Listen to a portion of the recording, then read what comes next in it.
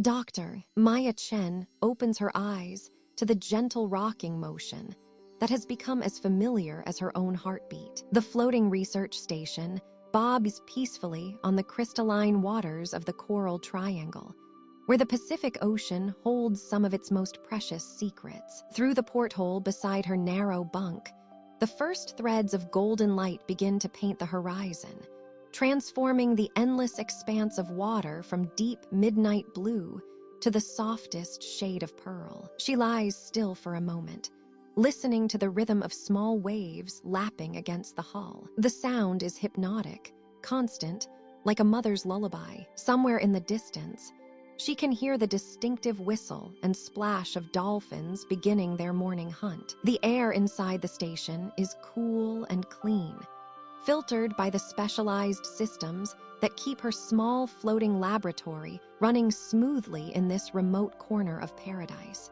Maya stretches slowly, feeling her muscles adjust to another day of weightless diving ahead. Her body has adapted to this life between worlds, part of the surface, part of the depths. She swings her legs over the side of the bunk and pads barefoot across the smooth metal floor to the observation deck. The dawn light streams through the large windows, casting dancing patterns on the walls as the gentle swells move beneath her home. The ocean stretches in every direction, unmarked by any sign of land. This is exactly where she wants to be, suspended above one of the richest coral reef systems on Earth, where thousands of species have made their homes in underwater cities more complex and beautiful than anything humans have ever built. Below her, she knows, the coral gardens are already stirring to life as the first rays of sunlight penetrate the clear water. Maya moves to her equipment station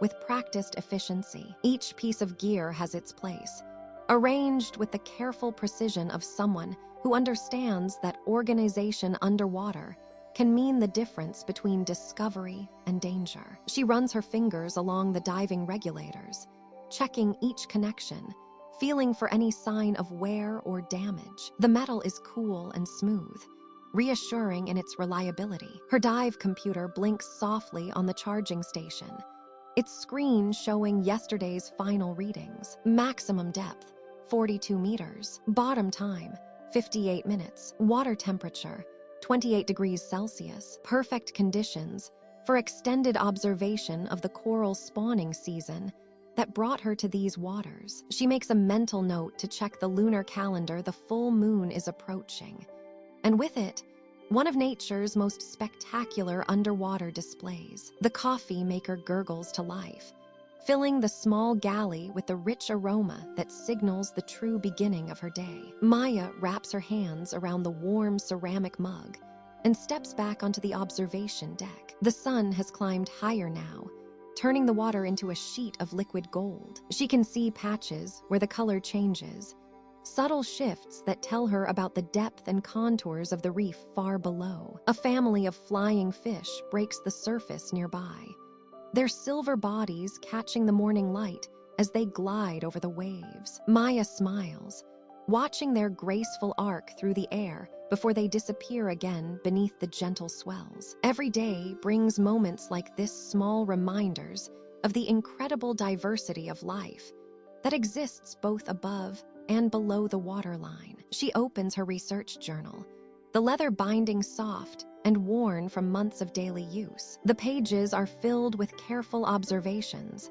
sketches of fish species, notes about coral health, and GPS coordinates marking the locations of her most significant discoveries. Today's blank page waits for new stories from the underwater world. The radio crackles softly with the morning weather report. Clear skies, light winds, excellent visibility, perfect diving conditions. Maya allows herself a moment of deep contentment as she sips her coffee and watches the ocean come alive around her. Somewhere below, in the coral gardens she has come to know as well as any terrestrial landscape, the reef creatures are beginning their daily routines, fish emerging from their nighttime hiding places, corals opening their polyps to feed, the endless dance of predator and prey, growth and renewal. She checks her watch, another hour, before she'll make her first descent of the day. Time enough to review her notes from yesterday's dive, to plan her route through the coral formations,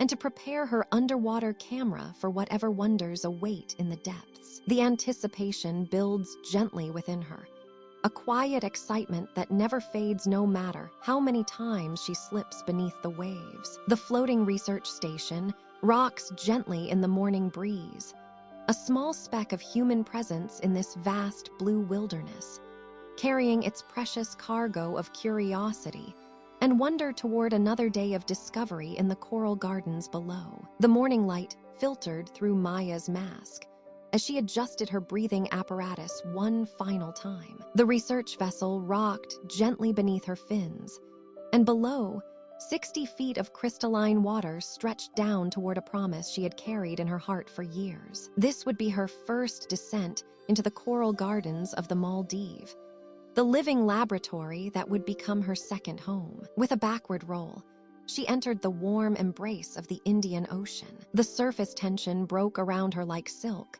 and suddenly she was suspended in liquid sapphire, weightless and free. Her breathing slowed to the steady rhythm that would become as natural as walking, in through the regulator, out in a stream of silver bubbles that danced toward the distant surface above. As Maya descended through the first 20 feet, the world transformed around her. The harsh white light of the tropical sun softened into a gentle azure glow, filtering through the water in shimmering columns. Schools of needle-nose fish moved past her like living arrows, their silver bodies catching fragments of light and scattering them like underwater stars. She felt her heart rate slow, her movements becoming more fluid, more purposeful. At 30 feet, the blue deepened to the color of twilight, and Maya could see the first hints of the reef below, dark shadows that suggested vast formations rising from the sandy bottom. Her diving computer beeped softly,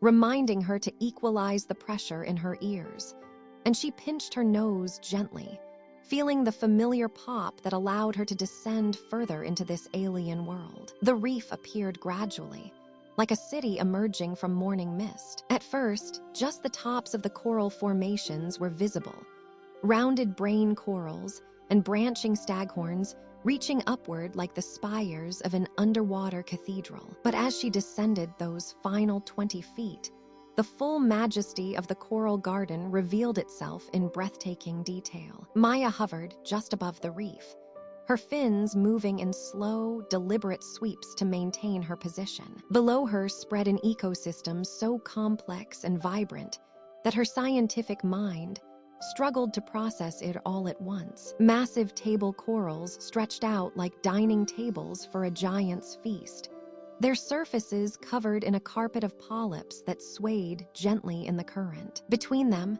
forests of soft corals undulated like underwater trees, their purple and orange fronds moving in perfect synchronization with the rhythm of the ocean. A school of powder blue tangs materialized from behind a coral head, their bodies moving as one organism. Maya watched in wonder as they flowed around her, parting like a living curtain before reforming on the other side. Their scales caught the filtered sunlight, creating a cascade of electric blue that seemed to pulse with its own inner light. She reached for her underwater camera with practiced ease, but for this first moment, she simply wanted to witness without the barrier of documentation. A green sea turtle glided past at the edge of her vision, ancient and unhurried. Its shell bore the scars and barnacles of decades in these waters, and Maya felt a profound sense of privilege to share this space with such a venerable resident. The turtle's flippers moved with economical grace,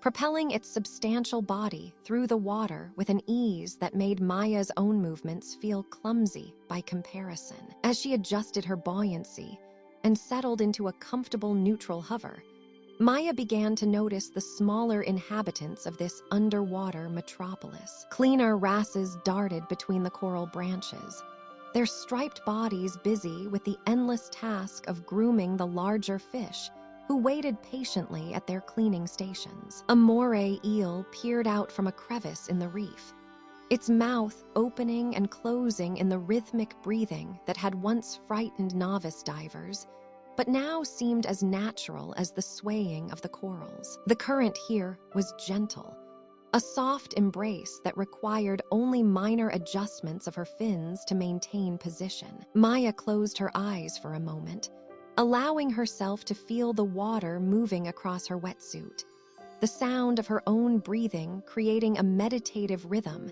that seemed to synchronize with the pulse of the reef itself. When she opened them again, a Napoleon wrasse had appeared nearby, its thick lips and intelligent eyes studying this new visitor to its domain. Her dive computer showed 40 minutes of bottom time remaining, but already Maya knew that a lifetime would not be enough to fully understand this place. She reached for her waterproof notebook and began her first observations, sketching the layout of the coral formations and noting the species she could identify. But even as her scientific training took over, part of her remained in pure wonder at the privilege of this first descent into what would become her underwater home. The coral gardens stretched beyond her vision in every direction, an endless tapestry of life that pulsed with its own quiet energy beneath the waves. The first tendrils of golden sunlight pierced the surface 40 feet above, creating shimmering columns that dance through the crystal-clear water. Maya floats motionless beside the great staghorn coral,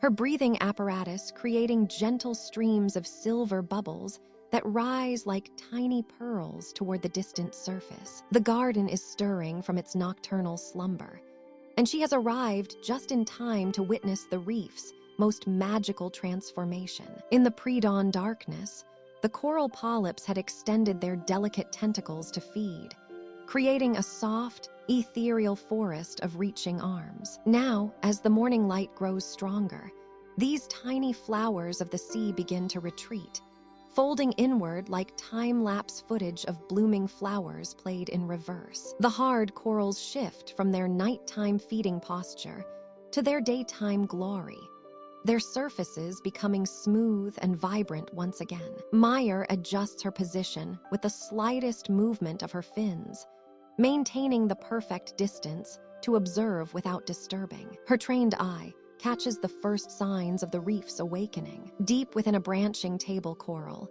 she spots movement, a flash of brilliant blue and green that signals the emergence of a parrotfish from its protective nighttime cocoon. The parrotfish had spent the night wrapped in a translucent bubble of its own making, a mucus cocoon that masked its scent from prowling predators. Now, as daylight filters down through the water column, the fish begins to stir. Maya watches in quiet fascination as the creature methodically breaks free from its protective shelter, the gossamer cocoon dissolving into the current like morning mist. One by one, more parrotfish emerge from crevices throughout the coral city. Their beaks, perfectly designed for scraping algae from coral surfaces, catch the filtered sunlight and gleam like polished stone. These gentle giants will spend their day gardening the reef, grazing on the thin layer of algae that grows on the coral,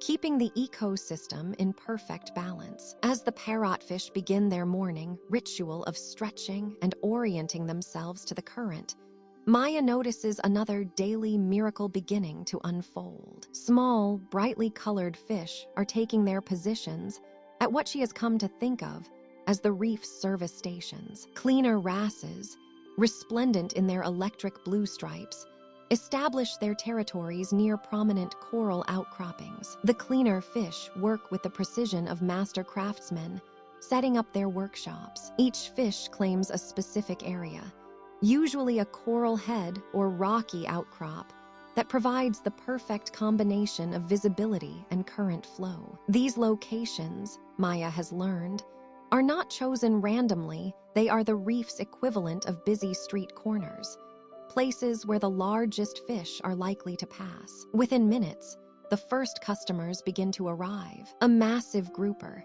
its body modeled with patterns that shift like living camouflage, approaches one of the cleaning stations with remarkable delicacy. Despite its size and power, the fish moves with the gentle courtesy of a patient customer entering a favorite shop. Maya marvels at the trust displayed in this ancient ritual. The grouper positions itself vertically in the water column, head pointing toward the surface, and spreads its fins wide. Its gill covers flare open in a gesture that would seem threatening in any other context, but here serves as an invitation. The cleaner wrasse, no larger than Maya's thumb, fearlessly approaches the giant and begins its meticulous work. The morning light continues to strengthen, revealing more of the garden's awakening ceremonies. Butterfly fish emerge from their nighttime shelters in perfectly synchronized pairs, their bond so strong that they move as one organism through the water. Their bright yellow bodies create moving points of sunlight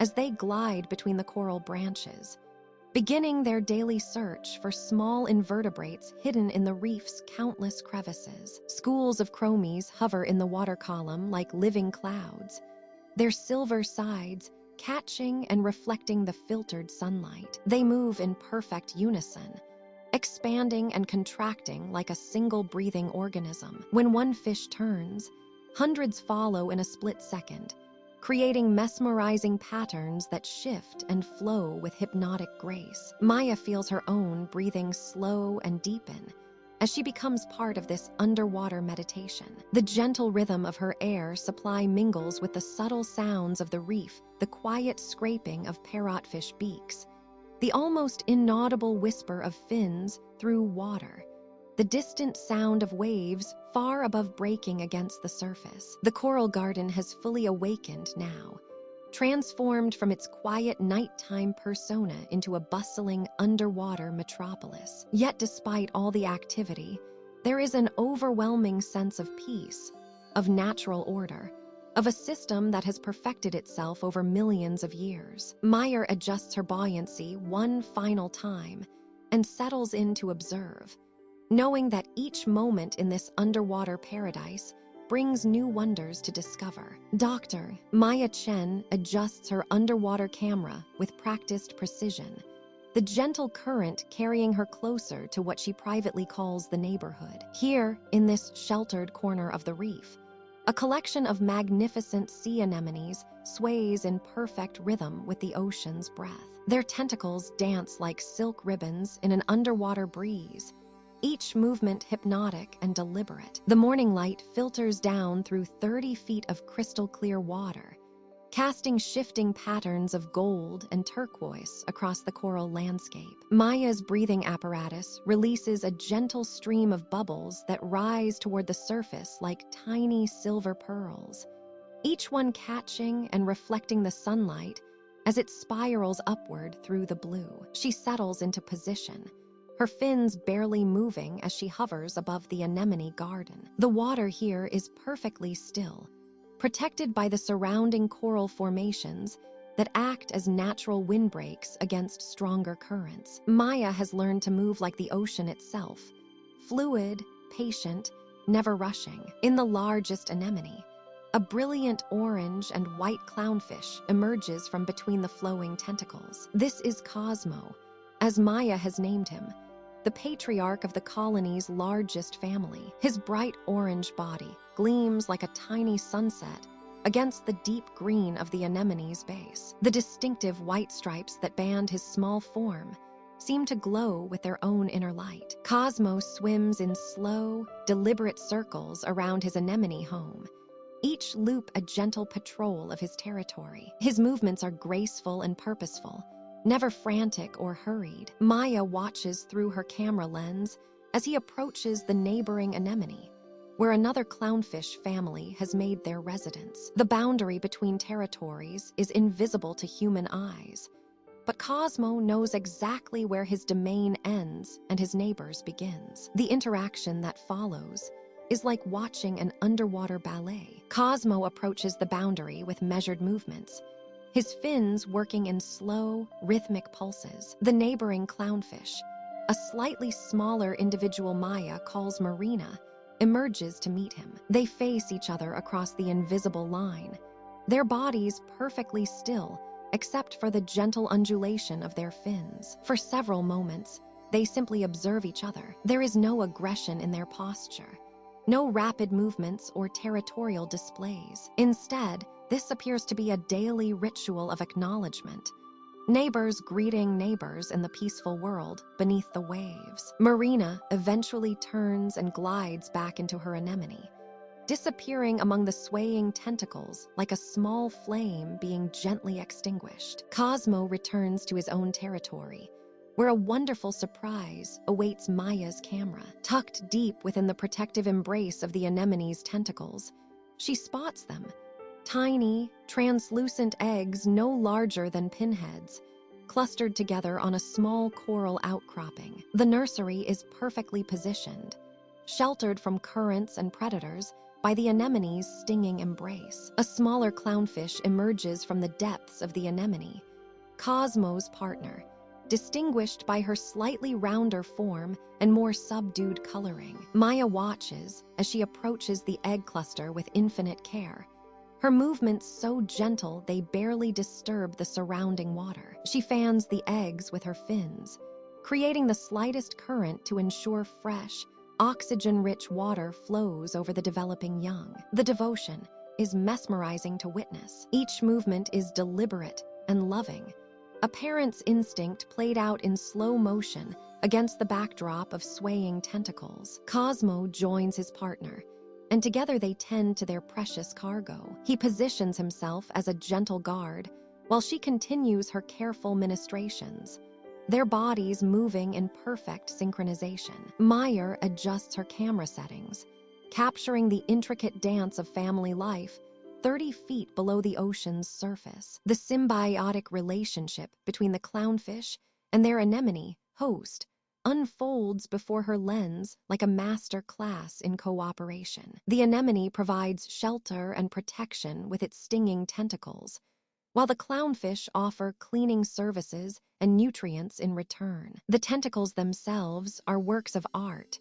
Translucent and graceful, they move with the rhythm of the ocean's pulse. Some are thick as pencils at their base, tapering to delicate points that seem to taste the water around them. Others are fine as thread, creating an intricate web of protection around the small family within. As Maya continues her observation, more clownfish appear from the various anemones in the garden. Each family maintains its own peaceful routine, some tending to eggs, others foraging for tiny morsels of food that drift past on the current. The entire colony exists in harmonious balance, each member playing their part in the underwater community. The gentle current carries Maya slightly to one side, offering a new perspective on the anemone garden. From this angle, she can see how the different families interact across the reef, creating an interconnected neighborhood where each clownfish knows its place and role. It is a testament to nature's wisdom,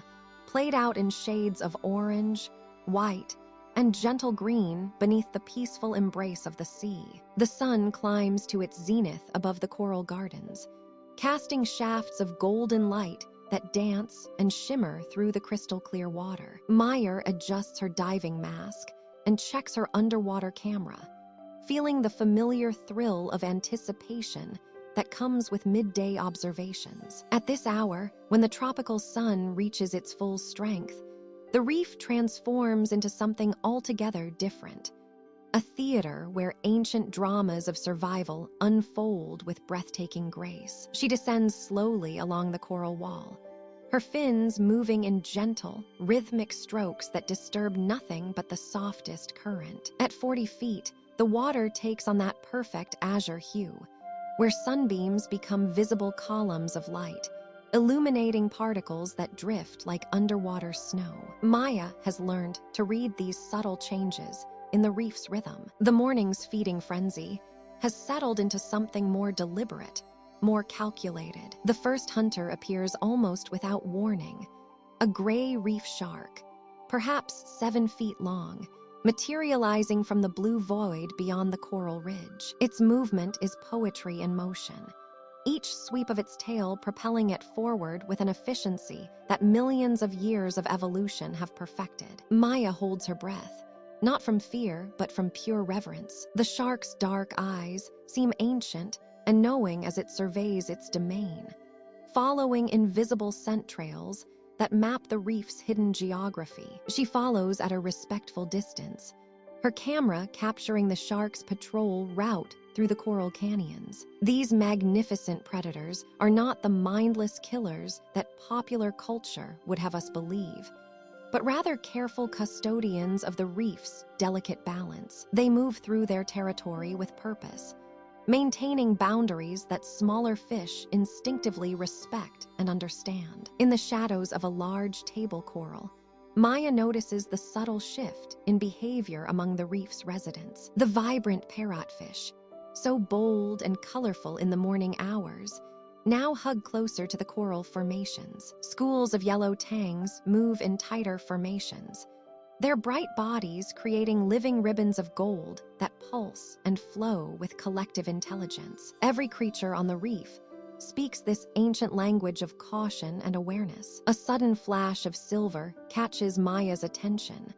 A small group of jacks has appeared, their sleek bodies cutting through the water with military precision. These midday hunters operate differently than their larger cousins. Where the reef sharks patrol with regal composure, the jacks hunt with explosive bursts of speed, coordinating their attacks on schools of smaller fish with the efficiency of a well-trained squadron. Maya positions herself near a coral outcropping, becoming part of the reef's landscape, as she's learned to do over countless dives. From this vantage point, she can observe without interference as nature's drama unfolds. A hawksbill turtle glides past, seemingly oblivious to the hunting activity around it. Its ancient flippers move in slow, deliberate strokes as it searches for sponges growing in the coral crevices. The interplay between predator and prey creates ripples of movement throughout the reef community. Maya documents how even the sessile creatures,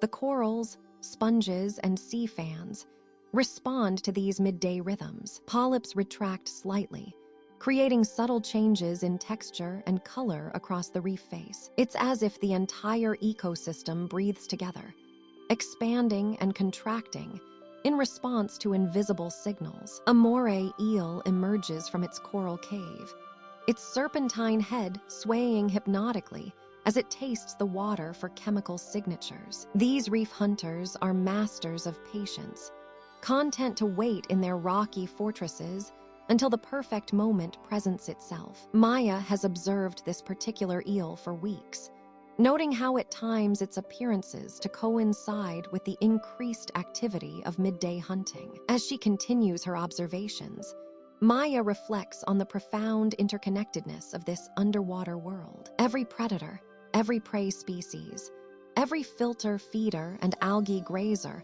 plays a crucial role in maintaining the reef's equilibrium. The midday hunters are not agents of destruction, but rather essential components in nature's grand design, removing the weak and sick, preventing any one species from overwhelming the system. The light begins its subtle afternoon shift, and Maya knows that the reef's rhythm will soon change again. The midday hunters will retreat to deeper waters or hidden caves, making way for the evening shift of predators. But for now, in this perfect moment suspended between morning and afternoon, she continues to document the timeless dance of survival that plays out daily in these coral gardens. Her air gauge reminds her that even the most dedicated marine biologist must eventually return to the surface. As Maya begins her slow ascent, she carries with her the memory of ancient eyes and graceful movements, of a world where every creature knows its place in the vast,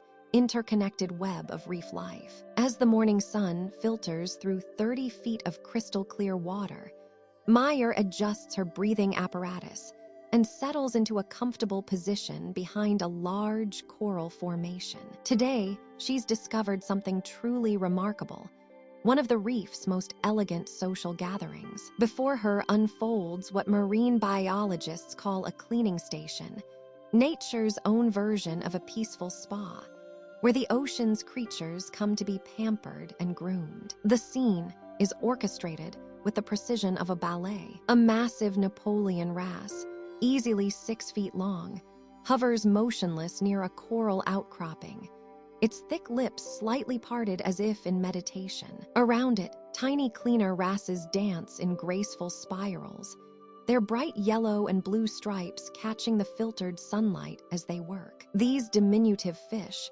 no larger than Maya's thumb, methodically inspect every scale, every fold of skin, removing parasites and dead tissue with the dedication of master craftsmen. Maya watches in wonder as the large fish remains perfectly still, understanding its role in this ancient contract. The cleaner wrasses swim fearlessly into the Napoleon wrass's cavernous mouth, disappearing completely before emerging with their tiny bounty. It's a relationship built on millions of years of trust, predator and prey working together in perfect harmony. To her left, another marvel unfolds. A green sea turtle, ancient and wise, approaches the cleaning station with the unhurried grace of someone who has all the time in the world. Its massive flippers barely move as it glides to a stop, positioning itself near a group of cleaner gobies. These small, industrious fish immediately get to work, their movements quick and efficient as they tend to the turtle's shell and exposed skin. The turtle's eyes, dark and knowing, seem to convey a deep contentment. Occasionally, one of its flippers twitches slightly, perhaps the equivalent of a satisfied sigh as the gobies work their magic. Maya can almost see the relief in the creature's posture, as months of accumulated irritation are gently removed by these devoted attendants. Above them, a shadow passes overhead, and Maya looks up to witness something truly spectacular. A manta ray,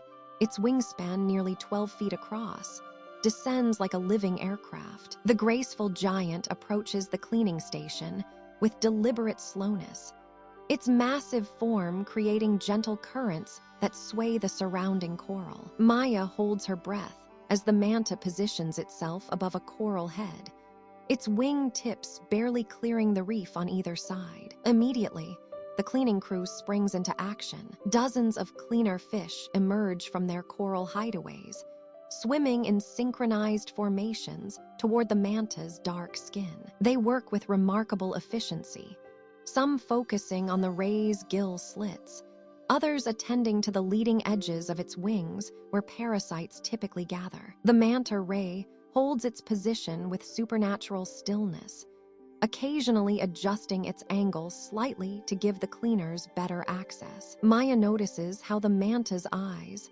positioned on either side of its broad head, seem alert yet relaxed, watching the activity with what she can only describe as patience. Its mouth, a wide horizontal slit, remains slightly open, allowing specialized cleaner wrasses to venture inside.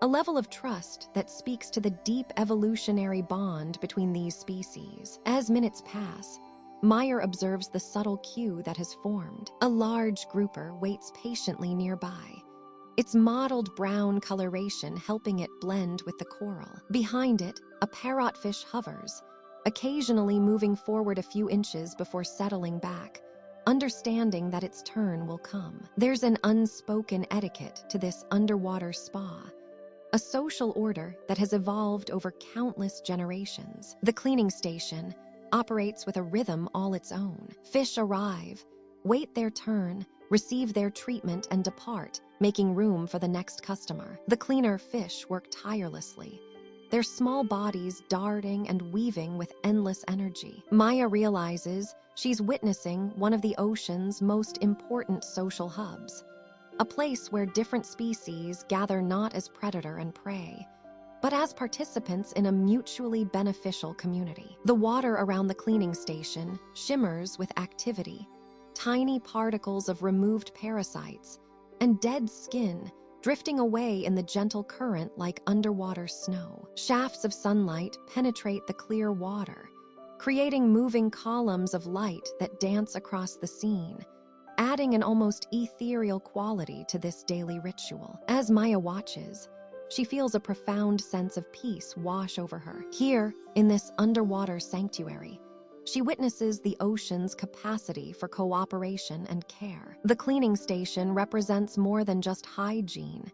It's a place of trust, patience, and mutual respect. In the gentle currents and filtered light of the coral gardens, life flows in perfect rhythm, each creature playing its part in the endless, beautiful dance of the reef. The seagrass beds stretch before Maya like an underwater prairie, their long emerald blades swaying in the gentle current with an almost hypnotic rhythm. She glides slowly over this marine meadow, her fins barely disturbing the water as she enters a world entirely different from the vibrant coral gardens she's come to know so well. Here, in these quieter waters, time seems to move differently. The grass blades bend and straighten in waves, creating patterns of light and shadow that dance across the sandy floor below. Maya adjusts her buoyancy, allowing herself to hover just above the canopy, close enough to observe but careful not to disturb this delicate ecosystem. Her trained eye begins to notice the subtle signs of life hidden within the swaying forest. A tiny movement catches her attention, barely perceptible unless you know what to look for. There, wrapped around a single blade of grass with its prehensile tail, is a pygmy seahorse no larger than her thumbnail. Its body perfectly matches the green of its surroundings, complete with tiny leaf-like appendages that make it nearly invisible. Maya holds her breath, not wanting to startle the diminutive creature. Through her mask, she studies its delicate features, the way its eyes move independently of each other, constantly scanning for both food and danger. This is why she became a marine biologist. For moments like these, when the ocean reveals its most intimate secrets. She moves deeper into the grass bed, her movements slow and deliberate. The blades part gently around her, creating temporary pathways that close again in her wake. Here and there, she spots the elongated forms of pipefish, the seahorse's equally cryptic cousins. They drift among the grass like living twigs, their bodies perfectly adapted to this vertical world. One pipefish, slightly bolder than the others, approaches Maya's camera housing with curious, beady eyes. She remains perfectly still as it investigates this strange intrusion into its domain. The fish's tube-like snout probes the water near her lens, perhaps hoping to find some morsel of food. After a moment, apparently deciding Maya poses no threat, it glides away with fluid, snake-like movements. The afternoon light, filtering down through the water, creates an ethereal glow throughout the grass bed. Each blade seems to capture and hold the sunlight for a moment before releasing it in gentle, shifting patterns. Maya finds herself mesmerized by the play of light and shadow, the way the entire meadow pulses and breathes with the rhythm of the sea. As she explores further, she begins to understand the complex relationships that exist within this ecosystem. Tiny invertebrates cling to the grass blades, while small fish dart between the protective fronds. Everything here is interconnected, the grass providing shelter and food, the creatures providing nutrients through their waste, creating a perfect balance that has existed for countless generations. Maya notices how different this environment feels from the bustling coral reef. Where the reef is vibrant and energetic, the grass bed is contemplative and serene. The colors here are more muted, soft greens and browns that blend together in harmonious tones. Even the sounds are different. Instead of the clicking and chattering of reef fish, there's only the gentle whoosh of water moving through the grass. She discovers a small clearing where several juvenile fish have made their nursery. Tiny, translucent bodies drift like living confetti among the protective blades. Maya recognizes several species that, as adults, will venture out to the reef or open ocean. But for now, they find safety in this underwater sanctuary. The grass bed extends far beyond what Maya can see, disappearing into the blue distance like a submerged savanna. She imagines all the life it supports, not just the visible creatures, but the countless microscopic organisms that form the foundation of this ecosystem. Each blade of grass is like a small apartment building, housing layer upon layer of marine life. As her air supply reminds her that her time here is limited, Maya takes one last, long look at this peaceful realm. She watches the grass continue its endless dance, bending and swaying in patterns that seem almost choreographed by the sea itself. A small group of pipefish drifts past like a procession of living question marks, their bodies curved and graceful. Rising slowly toward the surface, Maya carries with her the memory of this underwater meadow, its quiet beauty, its hidden inhabitants, and its gentle reminder that some of the ocean's greatest treasures are found not in the dramatic spectacle of the reef, but in the subtle majesty of places like this, where life unfolds in whispered secrets among the swaying grass. The morning light filters down through 60 feet of crystal-clear water, painting the seafloor in shifting patterns of blue and gold. Maya adjusts her diving mask and checks her underwater tablet, its waterproof screen glowing softly in the filtered sunlight. Today marks 8 months of her year-long study in these coral gardens, and she's about to discover something extraordinary. Swimming slowly along the reef's edge, her fins barely disturbing the sandy bottom, Maya notices something unusual in the distance. Rising from the coral landscape like a natural skyscraper stands the most magnificent table coral she has ever seen. Its flat, circular top stretches nearly 20 feet across, supported by a massive trunk that disappears into the depths below. This is no ordinary coral. This is an ancient giant, perhaps centuries old, weathered by countless storms yet standing proud as a testament to the ocean's enduring beauty. As Maya approaches, her breath catches in her regulator. The coral isn't just large, it's alive with movement. Hundreds, perhaps thousands of small fish dart in and out of its intricate branches like busy residents in a bustling apartment building. She hovers motionless in the water, allowing the marine life to grow comfortable with her presence, watching as this underwater metropolis reveals its secrets. At the very top of the table coral, where the sunlight is strongest, schools of bright yellow tangs glide gracefully back and forth. Their movements are synchronized, almost choreographed, as they graze on the algae growing on the coral's surface. Maya notes their behavior on her tablet, marveling at how they've claimed the penthouse level of this aquatic high-rise. Moving her gaze downward,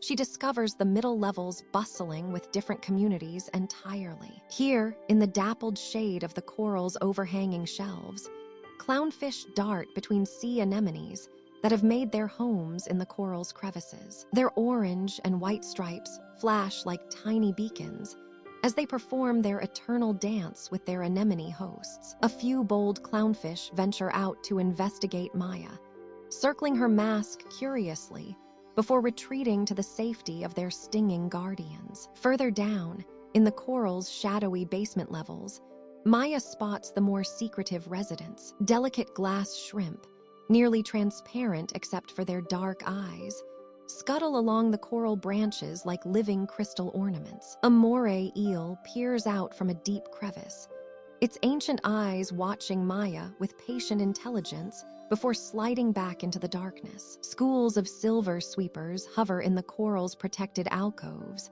their scales catching and reflecting what little light penetrates to these depths. Maya begins her methodical documentation, photographing each species and noting their preferred locations within the coral structure. She discovers cardinalfish hiding in the deepest shadows, their large eyes perfectly adapted to the low-light conditions. Tiny gobies, no bigger than her thumb, have claimed small territories on individual coral branches, their bold patterns warning away intruders despite their diminutive size. As the hours pass, Maya becomes part of the coral's rhythm. She moves slowly, deliberately, respecting the delicate balance of this underwater community. A hawksbill turtle glides past, ancient and serene, pausing briefly to graze on sponges growing at the coral's base before continuing on its unhurried journey. The most remarkable discovery comes as Maya circles to the coral's far side. Here, she finds a cleaning station,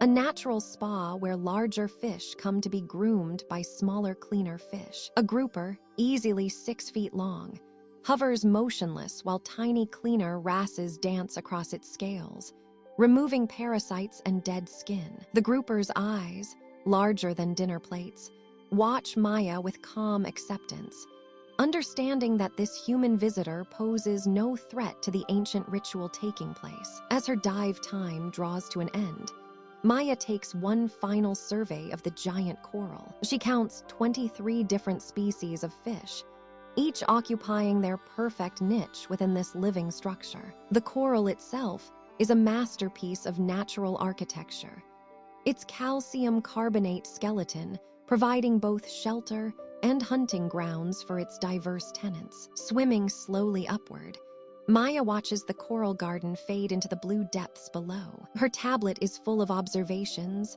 photographs, and measurements. But more than that, her heart is full of wonder. This single coral colony represents decades, perhaps centuries of growth and adaptation. It stands as a testament to the ocean's incredible ability to create complex, interconnected communities where every creature has its place. Breaking the surface, Maya floats peacefully as gentle waves rock her body. Above, seabirds call softly to one another, while below, the giant's garden continues its ancient dance of life. Tomorrow will bring new discoveries, but tonight, she will dream of the coral city and its countless residents, each playing their part in the ocean's eternal symphony. The late afternoon sun slants through the water column, casting shifting patterns of gold and amber across the coral gardens. Maya adjusts her diving gear and descends slowly, her movements deliberate and peaceful as she settles into position near the massive brain coral that has become her favorite observation post. The reef around her hums with the quiet energy of transition, though most visitors to the surface world would never notice the subtle changes beginning to unfold. At 40 feet below the surface, Maya watches as the parrotfish that have spent the day methodically grazing on algae begin their slow retreat. Their vibrant blues and greens seem to fade slightly in the dimming light, and she notices how they move with less urgency now, their powerful beaks no longer scraping constantly against the coral. One large hump-fed parrotfish drifts past her, its ancient eyes seeming to acknowledge her presence before it disappears into a crevice between two towering elkhorn corals. The angelfish, those elegant dancers of the day shift, begin to seek shelter in the deeper recesses of the reef. Maya follows one with her eyes as it slips between the branches of a staghorn coral, its yellow and black stripes blending perfectly with the shadows. The butterfly fish, too, are settling in for the night, their delicate fins folding close to their bodies as they nestle into coral crevices that seem impossibly small for their round forms. But even as the day creatures retreat, Maya senses the stirring of others. From the darkest corners of the reef, movement catches her eye. A tentacle emerges from beneath a ledge, testing the water with deliberate care. The octopus that owns this tentacle remains hidden for now, but Maya knows it's only a matter of time before the cephalopod's curiosity draws it out into the open water. The light continues its gradual fade, and Maya notices how the colors of the reef begin to shift. The brilliant yellows and oranges of the day soften into deeper purples and blues. The water itself seems to thicken slightly, taking on that mysterious quality that comes with approaching dusk. Schools of small fish that darted about in chaotic patterns during the bright hours now move in more organized formations, their silver sides catching what light remains like tiny mirrors suspended in liquid twilight. A gentle current carries Maya slightly to the left, and she adjusts her position with minimal effort, becoming one with the water's natural rhythm. From this new vantage point, she can see deeper into the reef's architecture, where the real magic of the twilight shift is beginning to happen. Tube worms that remained tightly closed during the day start to unfurl their feathery crowns, testing the water for microscopic food particles that become more abundant as day creatures settle, and night hunters have not yet begun their active pursuit. The coral polyps themselves seem to sense the changing of the guard. Maya has witnessed this phenomenon countless times, but it never fails to fill her with wonder. As darkness approaches, the tiny animals that form the living foundation of the reef begin to extend their tentacles, preparing for their nocturnal feeding. What appears to be solid rock during the day gradually transforms into a garden of swaying, reaching fingers, each one equipped to capture plankton from the passing current. A slight vibration in the water alerts Maya to movement below. Looking down, she spots the first of the night shift making its appearance. A large grouper emerges from its daytime hiding place beneath a table coral, its mottled skin already beginning to adapt to the changing light conditions. The fish moves with the confidence of a creature that owns the night, its movements slow and deliberate as it begins its patrol of the reef. Maya's breathing is steady and calm, each exhale releasing a stream of bubbles that rise toward the surface in a gentle spiral. The sound of her regulator provides a rhythmic backdrop to the reef's transformation, a mechanical heartbeat that seems to synchronize with the pulse of life around her. She notices how even her own presence on the reef seems different at this hour. The creatures that might have avoided her during the bright afternoon now seem more accepting of her presence, as if the approaching darkness makes them all equal participants in the reef's ancient mysteries. As the last rays of direct sunlight filter through the water above, Maya witnesses the completion of the day's final act. The reef has transformed from a bright, bustling metropolis into something more mysterious, more intimate. The night shift has officially begun, and Maya knows that in the hours ahead, she will witness behaviors and interactions that few humans ever see. The coral gardens keep their most beautiful secrets for those patient enough to wait for darkness.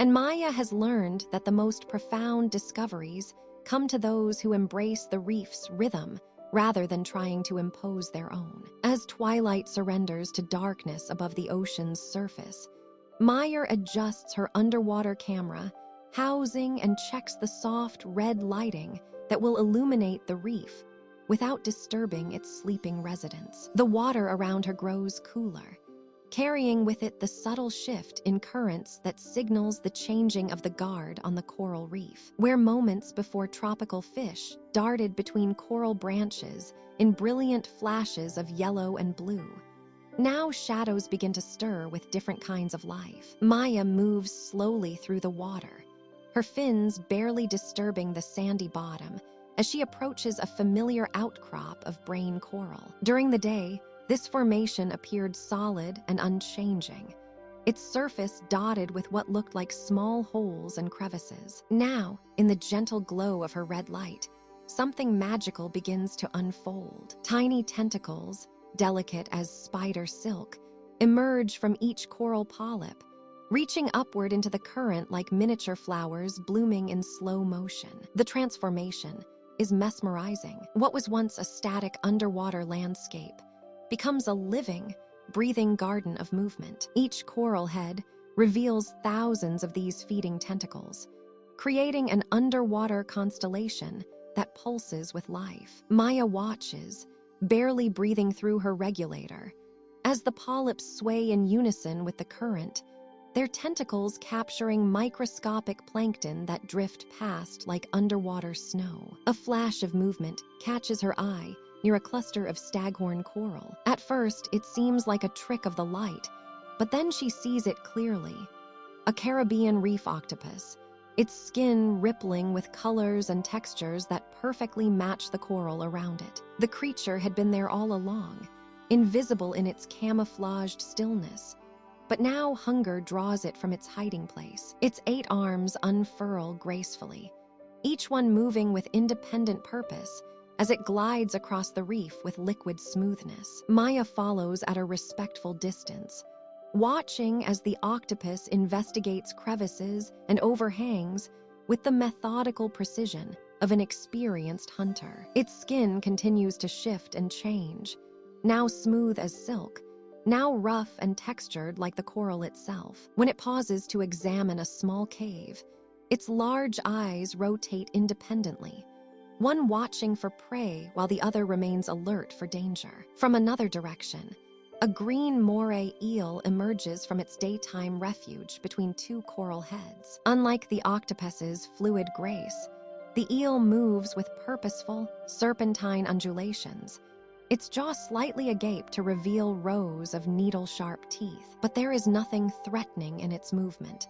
This is simply the natural rhythm of the reef at night, predator and prey locked in an ancient dance that has played out for millions of years. Meyer adjusts her position to better observe a section of elkhorn coral, where the feeding display is particularly spectacular. The polyps here seem larger, their tentacles more numerous, creating a swaying forest of tiny arms that reach toward the plankton-rich current. She remembers reading that each polyp is both an individual animal and part of the larger coral colony, working together to filter nutrients from the water while simultaneously building the calcium carbonate skeleton that forms the reef's foundation. As she watches, a small crab scuttles across the coral surface, its movements quick and purposeful. It pauses occasionally to pluck something from the water or to investigate the spaces between coral branches. Maya smiles around her regulator,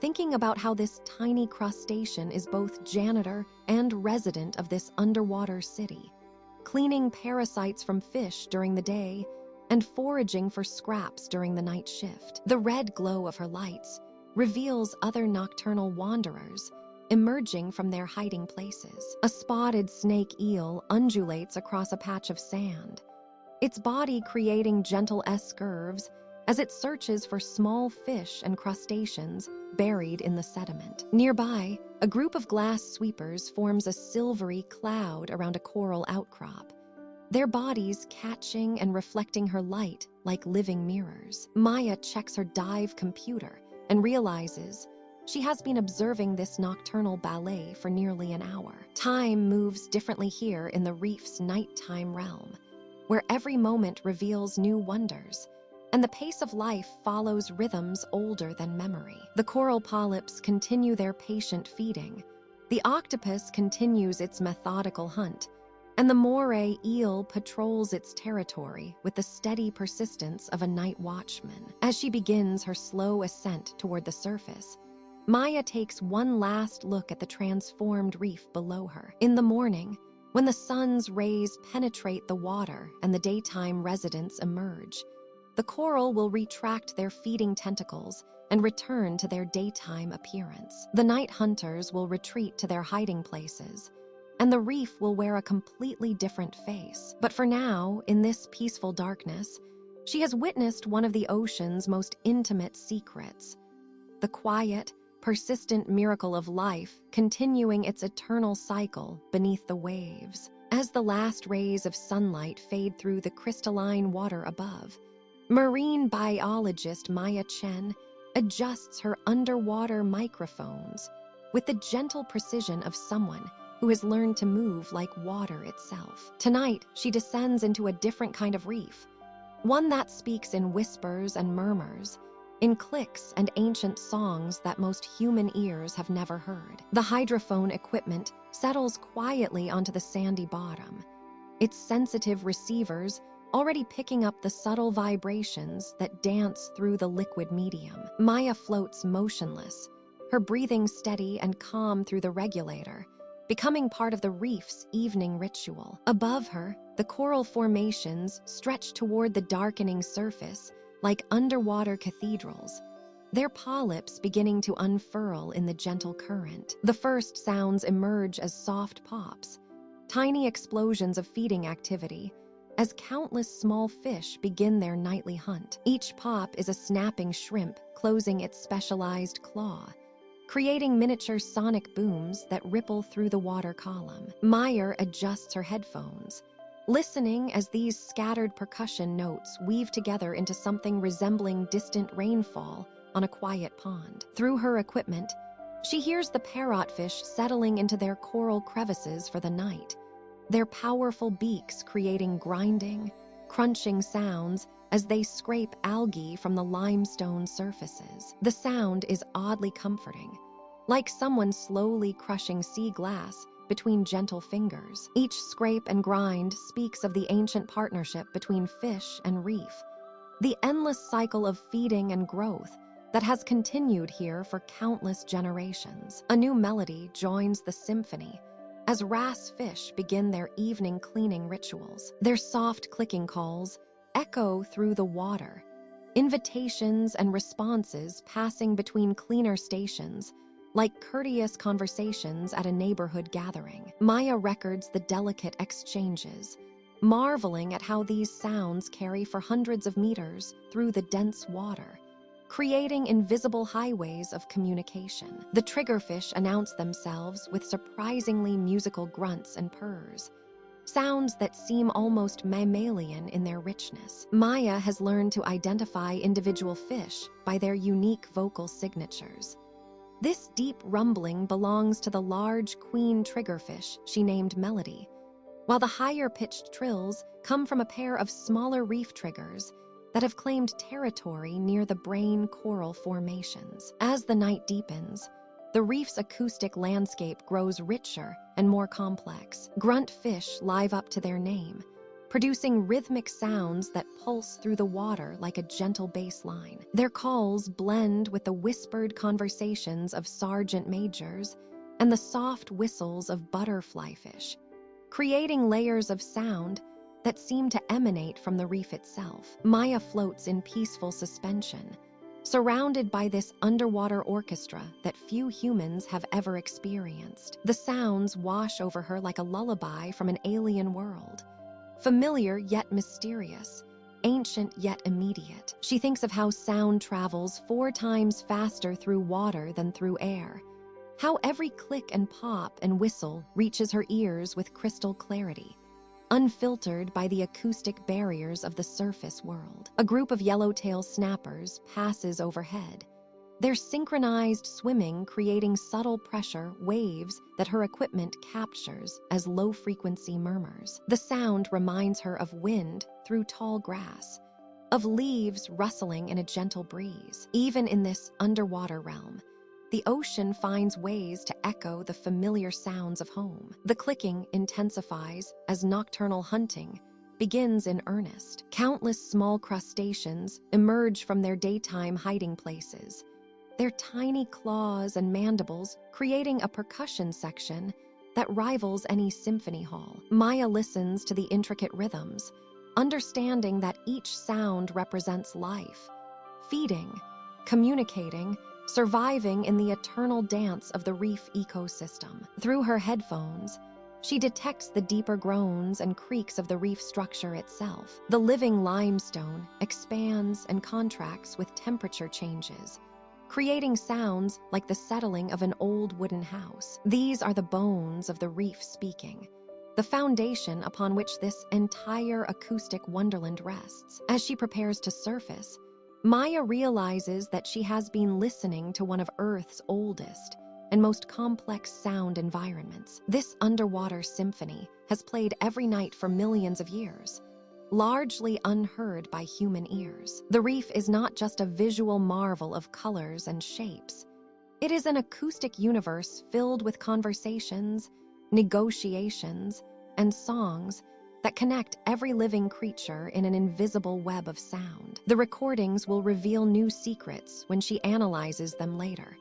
But for now, Maya simply floats and listens, allowing the peaceful sounds of the deep to wash away the surface world's noise and complexity. In this moment, beneath the waves, she is both scientist and audience to one of nature's most beautiful and enduring performances. The reef sings on, eternal and patient, waiting for dawn to bring new voices to its endless, gentle chorus. The moon hangs full and luminous above the surface, its silver light penetrating the crystal-clear waters of the coral garden like liquid mercury. Maya floats motionless at 30 feet, her breathing slow and rhythmic through the regulator, creating gentle streams of bubbles that rise toward the moonbeams dancing overhead. She has been waiting for this moment all month, knowing that the lunar cycle holds profound secrets for the reef below. The coral polyps seem to sense the moon's pull,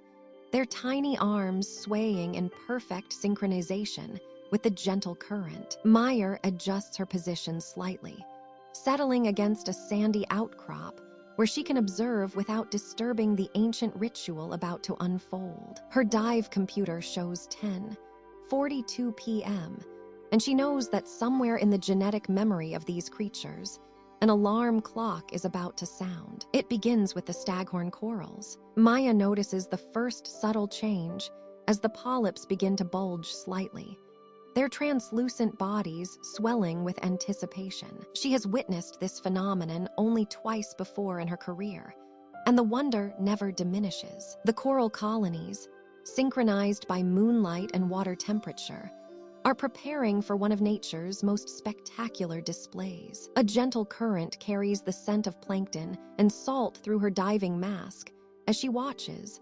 mesmerized. The staghorns release first, sending clouds of pink and orange bundles into the water column. Each bundle contains both eggs and sperm, perfectly packaged for the journey ahead. They drift upward like tiny lanterns, catching the moonlight as they rise through the water column. Soon, the brain corals join the celebration. Their massive, rounded forms begin releasing clouds of cream-colored reproductive cells that spiral upward in slow-motion tornadoes. Maya watches in reverent silence as the water around her transforms into an underwater blizzard of life. The spawning clouds blend and merge, creating swirling galaxies of genetic material that will drift with the currents for days. The elkhorn corals, standing tall like underwater forests, contribute their own spectacular display. Their spawning appears as curtains of rose-colored particles that undulate with each pulse of the current. Maya extends her gloved hand, watching the tiny bundles brush against her fingers like underwater snow. Each one represents millions of years of evolution, countless generations of survival, and the promise of new life. As she floats in this aquatic cathedral, Maya observes how the fish respond to the feast surrounding them. Parrotfish glide through the spawning clouds with lazy grace, their mouths open to catch the protein-rich morsels. Angelfish dart in coordinated schools, their silver sides flashing in the moonlight as they feed on the bounty. Even the normally shy groupers venture from their rocky hiding spots to participate in this once-monthly celebration. The water itself seems alive, thick with millions of coral gametes drifting on invisible highways of current. Maya follows a particularly dense cloud with her eyes, watching it spiral upward toward the surface, where it will join the floating slick of reproductive material. Some will fertilize successfully, creating new coral larvae that will eventually settle and begin new colonies. Others will become food for the myriad creatures that depend on this monthly gift from the reef. Maya's depth gauge shows she has been down for 43 minutes, but time seems suspended in this underwater dreamscape. She checks her air supply, still plenty, for another 20 minutes of observation. The spawning continues around her, wave after wave of different coral species releasing their genetic treasures into the current. Table corals, finger corals, and massive boulder corals all contribute to the submarine snowstorm. A sea turtle glides past, its ancient eyes reflecting the moonlight as it navigates through the spawning clouds with practiced ease. Maya wonders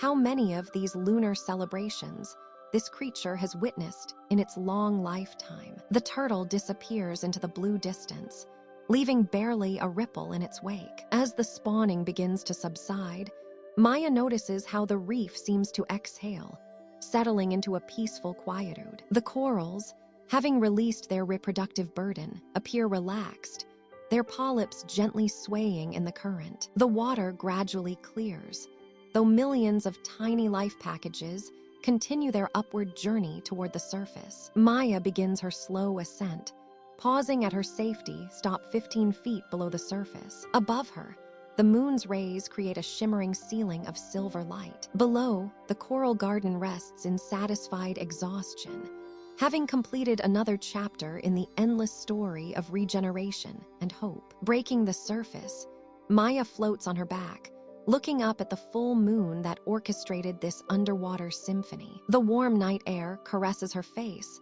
as she removes her regulator, breathing deeply of the salt-tinged breeze. In a few hours, dawn will arrive. But for now, the reef sleeps peacefully, its future drifting on the gentle currents of the eternal sea. The morning sun filters down through 30 feet of crystal-clear water, casting dancing patterns of light across the sandy floor of the lagoon. Maya adjusts her diving mask and breathes slowly through her regulator, the familiar rhythm of bubbles rising toward the surface above. Today marks 3 weeks since the coral spawning, and she has come to explore the hidden corners of the reef where new life takes its first tentative steps into existence. Swimming along the outer edge of the main coral formation, Maya notices something she has never seen before: a series of small openings tucked beneath overhanging plate corals. The caves are barely wide enough for her to peer inside, their entrances partially concealed by swaying sea fans and delicate soft corals in shades of purple and gold. As her eyes adjust to the dimmer light within, she realizes she has discovered something extraordinary. The caves are alive with movement. Thousands upon thousands of tiny fish fry, no larger than grains of rice, dart and weave through the protective coral formations. They move like living silver dust, their translucent bodies catching fragments of filtered sunlight as they school together in perfect synchronization. Maya floats motionless at the cave entrance, hardly daring to breathe as she witnesses this hidden nursery in action. The baby fish seem to pulse and flow like a single organism, expanding and contracting in clouds of glittering life. When a larger fish approaches the cave opening, the entire school instantly compresses into the deepest recesses, disappearing into crevices between coral branches so small Maya can barely see them. After the threat passes, they slowly emerge again,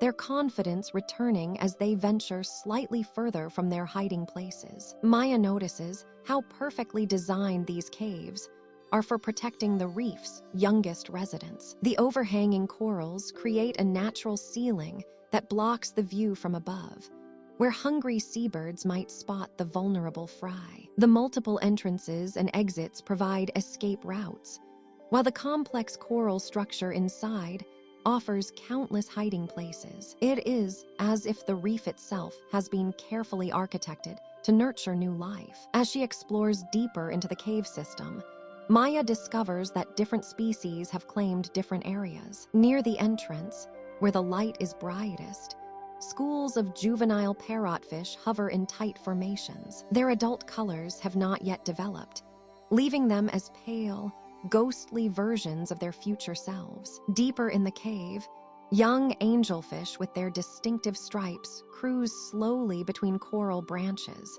already showing hints of the elegant fins they will develop as adults. The smallest residents occupy the most protected spaces. Baby wrasses, barely visible to the naked eye, hide among the coral polyps themselves. Maya watches as they dart out to snatch microscopic plankton from the water, their movements so quick they appear as mere flickers of motion. Even at this tiny size, they display the fearless curiosity that will characterize their adult behavior. Maya adjusts her underwater camera, taking care not to disturb the delicate ecosystem with her movements. The nursery caves represent months of patient observation, finally paying off. She had theorized that such protected spaces must exist somewhere on the reef, but finding them required understanding the subtle signs.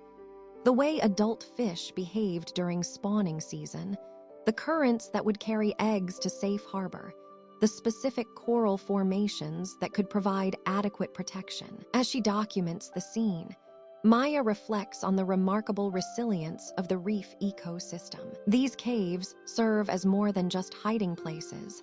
They are complete life support systems. The coral formations filter the water, removing harmful particles and providing the clean environment young fish need to thrive. The constant water circulation brings fresh nutrients and oxygen while carrying away waste. Even the temperature remains more stable here, protected from the temperature fluctuations that occur in open water. The afternoon light begins to fade, and Maya knows her time in the nursery caves must end for today. As she slowly backs away from the entrance, the tiny fish seem to sense her departure. The schools begin to settle deeper into their coral sanctuaries, preparing for the approaching night when different predators will patrol the reef. Swimming back toward the surface, Maya carries with her the profound sense of witnessing something rare and precious. The nursery caves represent the reef's investment in its future, a hidden world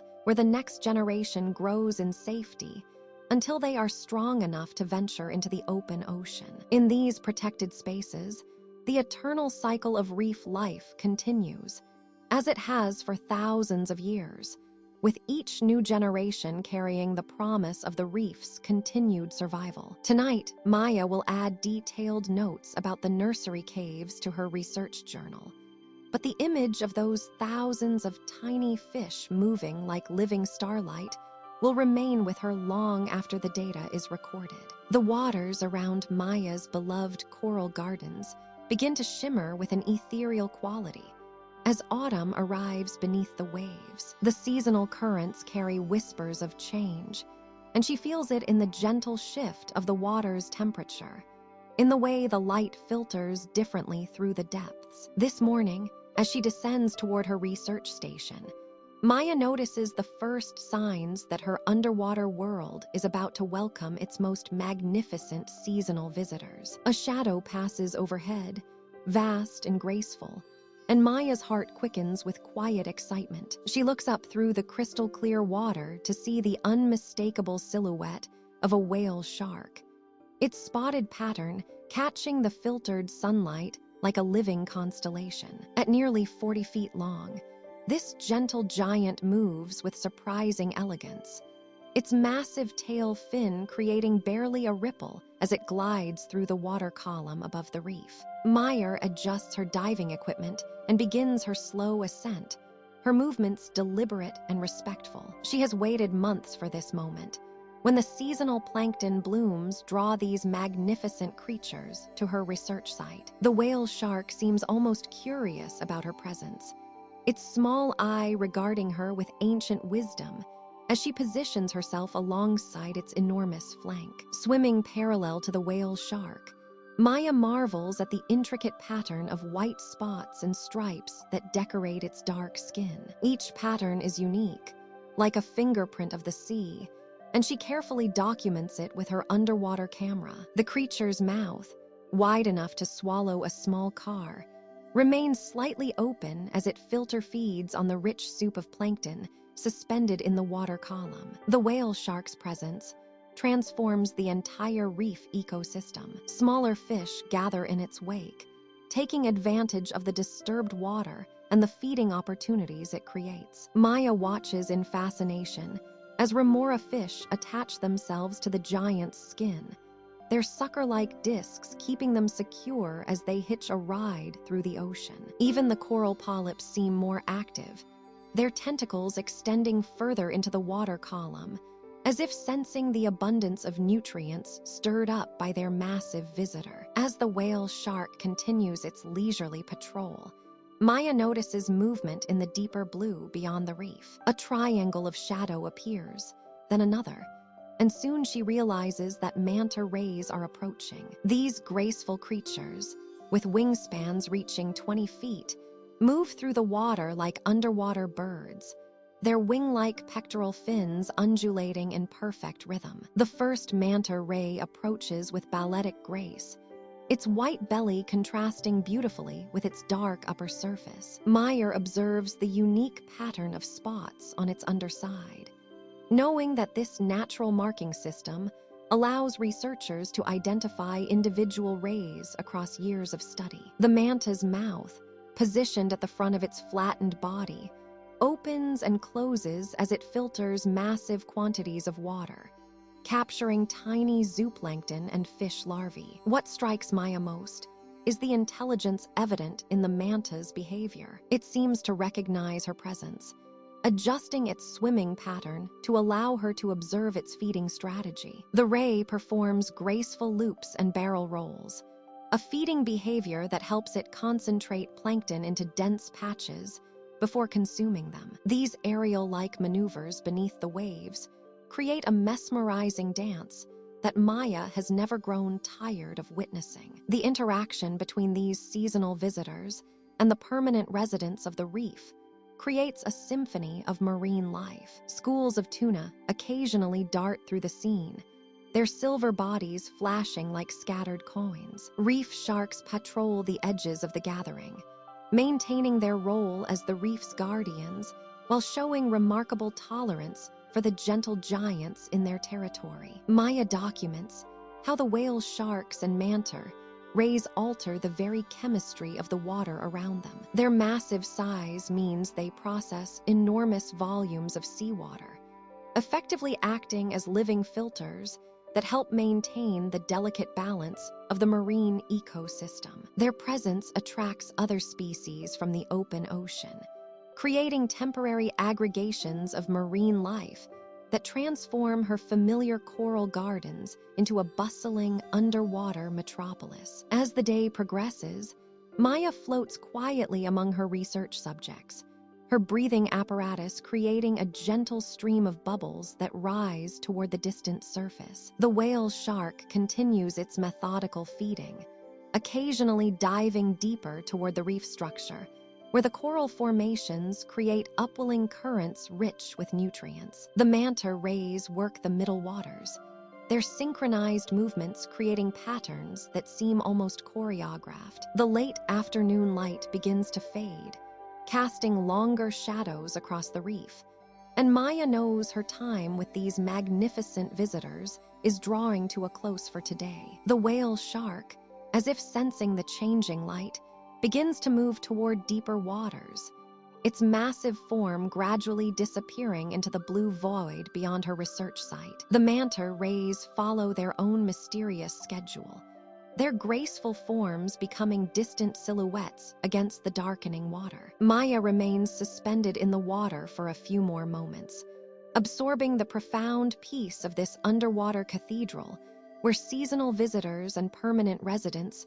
coexist in perfect harmony, each playing their part in the endless, gentle rhythm of the sea. The morning light filters down through 40 feet of crystal-clear water as Maya descends toward the coral gardens, her breathing steady and rhythmic through the regulator. Today feels different. She can sense it even before her fins touch the sandy bottom near the reef's edge. The water itself seems alive with possibility, carrying whispers of change from the deeper ocean beyond. As she settles into position beside a towering brain coral, Maya notices the subtle shift in the water's movement. What began as the gentle, familiar sway of the reef has transformed into something more purposeful. The current is building, flowing in from the open ocean with increasing strength, bringing with it the promise of abundance. The first sign comes from the coral polyps themselves. These tiny architects of the reef,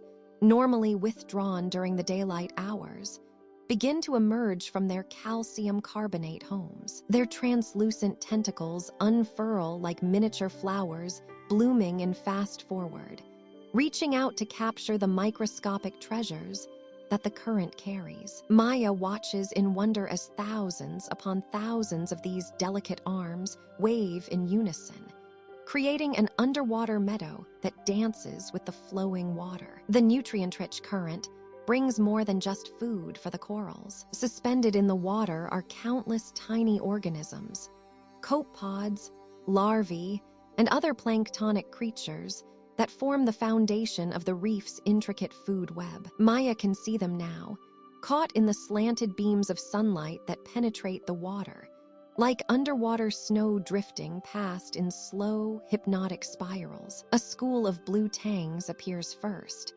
their electric blue bodies creating a living cloud as they move through the water column. They swim with purpose now, no longer the leisurely grazers Maya observed yesterday. Their movements are quick and precise as they dart through the current, mouths open to filter the bounty that flows past. Behind them, A group of yellow snappers joins the feast, their golden forms weaving between the coral formations with balletic grace. Maya adjusts her position, swimming slowly along the reef's edge to witness this natural spectacle unfold. The entire ecosystem is responding to the current's gift. Sea fans bend and flex in the stronger flow, their purple and orange branches creating natural nets that capture the drifting nutrients. Small fish dart between their fronds like living jewels, their scales catching and reflecting the filtered sunlight. Near a cluster of staghorn corals, Maya observes a group of sergeant majors tending to their territory with renewed vigor. The black and yellow striped fish hover protectively over their nesting sites, but even they cannot resist the temptation of the feeding opportunity. They take turns leaving their posts, darting out into the current to snatch mouthfuls of plankton before quickly returning to their duties. A gentle giant appears from the blue water beyond the reef, a green sea turtle, ancient and wise, riding the current with effortless grace. Its powerful flippers barely move as it glides past Maya, close enough that she can see the intricate patterns on its shell and the peaceful expression in its dark, knowing eyes. The turtle seems to understand that this is nature's time of giving, and it moves with the unhurried confidence of a creature that has witnessed countless such moments over its long lifetime. The current brings sounds too, Maya realizes. The reef, usually quiet except for the gentle whisper of water movement, now hums with activity. The clicking of parrotfish as they scrape algae from coral surfaces mingles with the subtle rustling of countless fins moving through the water. It's a symphony of life, conducted by the ocean's invisible hand. As Maya continues her observation, she notices how even the smallest residents of the reef respond to this bounty. Cleaner shrimp emerge from their hiding places in the coral crevices, their transparent bodies almost invisible as they join the feeding activity. Hermit crabs scuttle across the sandy patches between coral heads, their borrowed shells clicking softly as they search for the morsels that settle on the bottom. The current's strength peaks as the sun reaches its zenith overhead. Maya finds herself gently pushed along the reef wall, becoming part of the flow herself. She doesn't fight it, instead allowing the water to carry her past towering coral formations and through underwater valleys where the marine life congregates in unprecedented numbers. Schools of fish move like silver ribbons through the water, their synchronized swimming creating mesmerizing patterns that shift and flow with the current. Maya watches a group of wrasses change color as they feed, their excitement causing brilliant flashes of blue and green to ripple across their bodies. As the afternoon progresses, the current gradually begins to ease, its gift slowly diminishing but not forgotten. The reef settles back into its gentler rhythm, but the effects of this natural bounty will ripple through the ecosystem for days to come. Maya takes one last look around the coral gardens, her heart full of gratitude for witnessing this perfect example of nature's generosity, before beginning her slow ascent toward the surface, carrying with her the memory of the current's magnificent gift to the reef below. The morning light filters down through 40 feet of crystalline water as Maya adjusts her diving equipment and descends toward the reef's architectural district. Here, where the continental shelf drops away into deeper blues, the coral formations have grown into magnificent structures that rival any human cathedral. She moves through the water with the practiced grace of someone who has spent countless hours in this underwater realm, her breathing slow and measured, each exhale creating a gentle stream of silver bubbles that spiral upward toward the distant surface. Before her stretches a landscape of living stone, though she knows that beneath the calcium carbonate facades, millions of tiny polyps work tirelessly, building their homes grain by grain. The brain corals catch her attention first, their surfaces resembling the folded gray matter of some ancient, dreaming mind. Maya glides closer, her fins barely disturbing the sand below, and runs her gloved hand along the coral's ridged surface. The grooves and valleys follow intricate patterns, creating channels that direct water flow and maximize the coral's ability to capture nutrients from the current. Each brain coral colony represents decades of patient construction. Maya has watched some of these formations grow over the years, adding mere millimeters annually. Yet the cumulative effect creates structures large enough to shelter entire schools of fish. She observes a group of yellow tangs weaving between the coral's undulations, their bright bodies flashing like scattered sunbeams in the filtered light. The fish seem to understand the coral's architecture instinctively, using the valleys as highways and the peaks as lookout points. Moving deeper into this underwater city, Meyer encounters the staghorn corals, their branching arms reaching outward like the antlers of some mythical sea creature. These formations grow more quickly than their brain coral neighbors, extending their calcium fingers toward the light with surprising speed. The staghorn colonies create complex three-dimensional mazes, their branches intertwining to form caves and tunnels where smaller fish dart in and out like children playing hide-and-seek. Meyer adjusts her diving light to illuminate a particularly impressive staghorn formation, watching as the beam reveals the coral's true colors beneath the blue-filtered sunlight. Pale yellows and soft browns emerge from shadows, while the tips of the newer growth show hints of purple and pink. She documents the formation with her underwater camera, but knows that no photograph can truly capture the living, breathing quality of these structures. The delicate fan corals sway in the gentle current like underwater trees, bending in an ocean breeze. Maya finds herself holding her breath longer between each exhalation, mesmerized by their graceful movement. These corals have chosen a different architectural strategy, growing flat and wide to maximize their surface area for feeding. Their mesh-like structure filters the water as it flows past, capturing plankton and nutrients with remarkable efficiency. She notices how each fan coral has oriented itself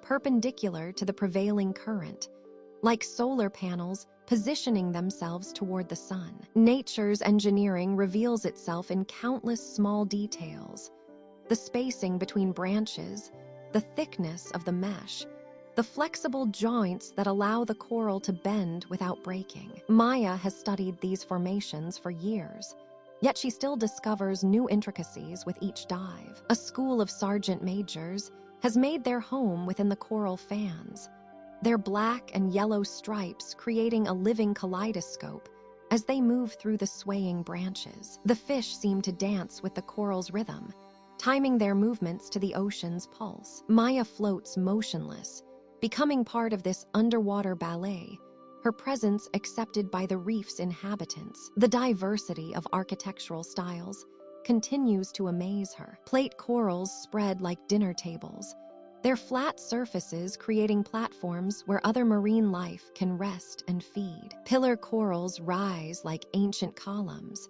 their cylindrical forms reaching upward in perfect vertical lines. Each species has evolved its own solution to the challenges of underwater construction: how to capture light, how to filter food from the water, how to withstand the ocean's constant motion. As Maya's air supply reminds her that her time in this underwater cathedral is drawing to a close, she takes one final look around at the coral city. The afternoon light has shifted, casting new shadows and highlighting different aspects of each formation. She realizes that she has been witnessing millions of years of architectural evolution, each coral species perfecting its design through countless generations. The ascent back to the surface feels bittersweet, leaving behind this world of living architecture for the simpler geometry of the human realm above. Yet Maya carries with her the memory of the coral garden's patient engineering,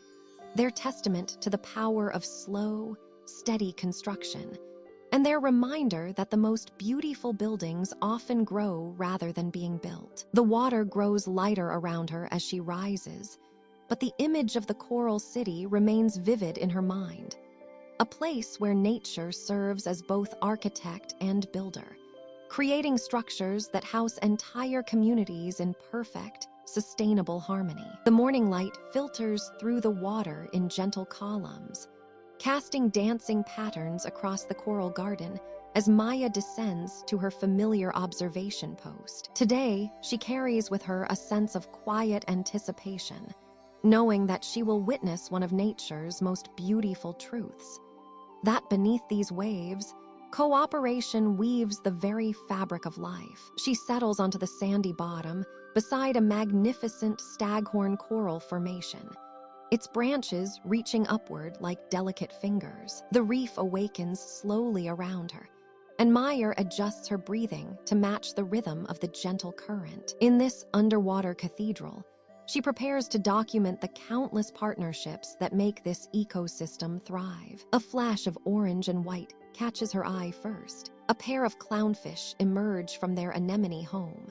their movements synchronized in a morning ritual that Maya has come to treasure. The anemone's tentacles sway gently, providing shelter and protection, while the clownfish, immune to the stinging cells, dart in and out, bringing small morsels of food to their host. Their relationship spans millions of years, refined to perfection through countless generations of mutual care. Maya's pencil moves slowly across her waterproof tablet as she notes the subtle communications between the partners. The larger clownfish pauses at the anemone's base, its fins brushing against the tentacles in what appears to be a gentle greeting. The anemone responds by opening wider, its colors seeming to brighten in the filtered sunlight. This is love, Maya thinks, in its purest, most practical form. A soft movement draws her attention to a cleaning station nearby. Here, a coral outcropping serves as nature's spa,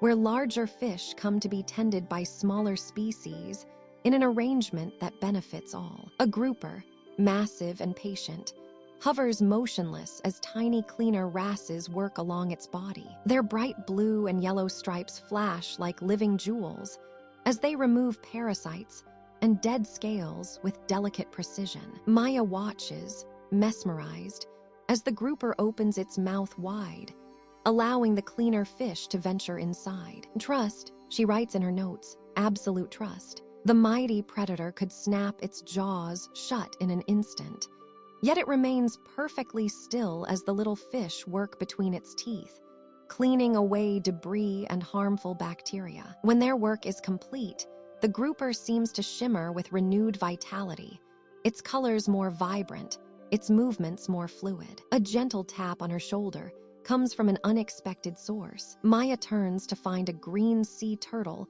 gliding beside her, its ancient eyes meeting hers with patient curiosity. On the turtle's shell, she notices several small fish riding along, picking at algae and tiny parasites. Even in this moment of connection with Maya, the turtle continues to provide a moving feeding ground for its companions. The turtle moves on with slow, graceful strokes, and Maya follows at a respectful distance. She observes how small fish weave around the turtle's flippers, some feeding on the algae disturbed by its movement, others simply enjoying the protection of swimming near such a formidable presence. The turtle, for its part, seems to welcome the attention, occasionally slowing its pace to allow the smaller fish to keep up. At a cleaning station built into a brain coral formation, Maya discovers an even more elaborate partnership. A large parrotfish waits its turn, while cleaner shrimp, their transparent bodies adorned with delicate white stripes, wave their antennae in invitation. The shrimp work with microscopic precision, their tiny claws removing parasites and cleaning wounds with the skill of master surgeons. Maya notices how the parrotfish changes color slightly during the cleaning process, its usual bright hues softening to what appears to be a state of relaxation. The fish remains motionless for several minutes, allowing the shrimp to work along its gills and fins. When the session ends, the parrotfish flickers through a spectrum of colors, as if expressing gratitude before swimming away renewed. As the afternoon light shifts and changes, Meyer observes countless other partnerships unfolding around her. Gobies and shrimp share burrows in the sand, the sharp-eyed fish standing guard, while the nearly blind shrimp maintains their home. Pilot fish glide alongside a passing nurse shark, their relationship so ancient and trusted that they move as one organism through the water. The beauty of it all overwhelms Maya with a sense of profound peace. Here, in this underwater garden, competition takes a back seat to cooperation. Success is measured not in conquest, but in the ability to give and receive care. Each species has found its role in an intricate dance of mutual support, creating a community where everyone thrives. As she prepares to ascend, Maya takes one last look at her coral garden. The partnerships continue around her, eternal and essential. In this place where symbiosis reigns supreme, she has witnessed a master class in harmony, one that the surface world would do well to learn from. The reef's greatest lesson is perhaps its simplest: that together, life flourishes in ways impossible alone. Maya descends slowly through the water column, her breathing apparatus creating gentle bubbles that rise like silver pearls toward the distant surface. The familiar bright blues and vibrant yellows of the shallow reef gradually fade behind her, replaced by deeper, more mysterious hues. Here, 60 feet below the surface, the ocean takes on a different character entirely, quieter, more contemplative, as if holding ancient secrets in its darker embrace. The sunlight that once danced playfully across the coral heads now filters down in pale, ghostly beams. Each ray cuts through the water like a spotlight in a cathedral, illuminating tiny particles of marine snow that drift endlessly downward. Meyer adjusts her buoyancy, hovering motionless in this twilight realm where day meets night, where the familiar gives way to the extraordinary. Around her, the reef transforms. Gone are the bright parrotfish and angelfish of the shallows. Instead, creatures perfectly adapted to this dimmer world emerge from crevices and overhangs. A grouper, massive and ancient, regards her with wise eyes before disappearing into the shadows with surprising grace for something so large. Its movements are unhurried, deliberate, a creature that has learned the patience of the depths. Maya's dive light sweeps across a wall of coral that seems to glow with its own inner luminescence. Orange cup corals extend their polyps like tiny flowers, each one a perfect circle of delicate tentacles swaying in the gentle current. She watches, mesmerized, as they perform their ancient dance of feeding, capturing microscopic prey with movements so subtle they seem choreographed by the ocean itself. Something catches her eye, a flicker of blue light, then another. She dims her torch and waits, allowing her eyes to adjust to the natural illumination of this underwater realm. Slowly, magically, the reef begins to reveal its hidden light show. Bioluminescent organisms scattered throughout the water column pulse and glow like living stars. A jellyfish drifts past, its bell rimmed with points of electric blue that pulse in rhythm with its gentle contractions. The water around Maya fills with these living constellations. Tiny plankton spark to life when disturbed, creating trails of silver-green fire that follow her movements. She extends her hand, and the water around her fingers comes alive with pinpricks of light, as if she's trailing stardust through the ocean depths. The effect is hypnotic, transformative. She feels less like a visitor and more like part of this luminous underwater galaxy. A school of glassfish appears, their transparent bodies catching and reflecting the bioluminescent display. They move as one entity, flowing around coral formations like liquid mercury. Maya remains perfectly still, allowing them to investigate her presence. The fish seem curious rather than afraid, circling closer, until she's surrounded by their silvery, ghost-like forms. As she explores deeper into the reef's architecture, Maya discovers gardens of soft corals that seem to belong to another world entirely. Sea fans spread their delicate branches like intricate lacework, while sea whips sway hypnotically in the current. Everything here moves with a dreamlike quality, as if time itself flows more slowly in these depths. A massive barrel sponge rises before her like an underwater tower, its surface covered in a community of smaller organisms, tiny brittle stars. Their arms no thicker than thread, wave from crevices in the sponge's walls. Christmas tree worms, sensing her approach, snap closed with lightning speed, leaving only smooth holes in the coral surface as evidence of their presence. Maya's breathing creates a rhythmic soundtrack to this underwater meditation. Each exhale produces a stream of bubbles that catch the filtered light, creating ephemeral sculptures that dissolve moments after forming. The sound of her regulator becomes hypnotic, a mechanical lullaby that seems to harmonize with the ocean's deeper rhythms. In a sandy clearing between coral heads, she discovers a garden eel colony. The slender creatures emerge from their burrows like living grass, swaying in perfect unison with the current. When she moves too quickly, they vanish instantly back into their sandy homes, leaving no trace of their presence except the small holes that mark their territories. The current carries her along a ledge where enormous elephant ear sponges create natural amphitheaters in the reef. In these sheltered spaces, life takes on an even more mysterious character. Crinoids, ancient relatives of starfish, extend their feathery arms to filter nutrients from the passing water. Their movements are so slow, so graceful, they seem to belong to a different era entirely. Living fossils dancing to rhythms older than human memory. As Maya's dive computer reminds her it's time to begin her ascent, she takes one final look at this twilight kingdom. The bioluminescent displays continue their eternal light show.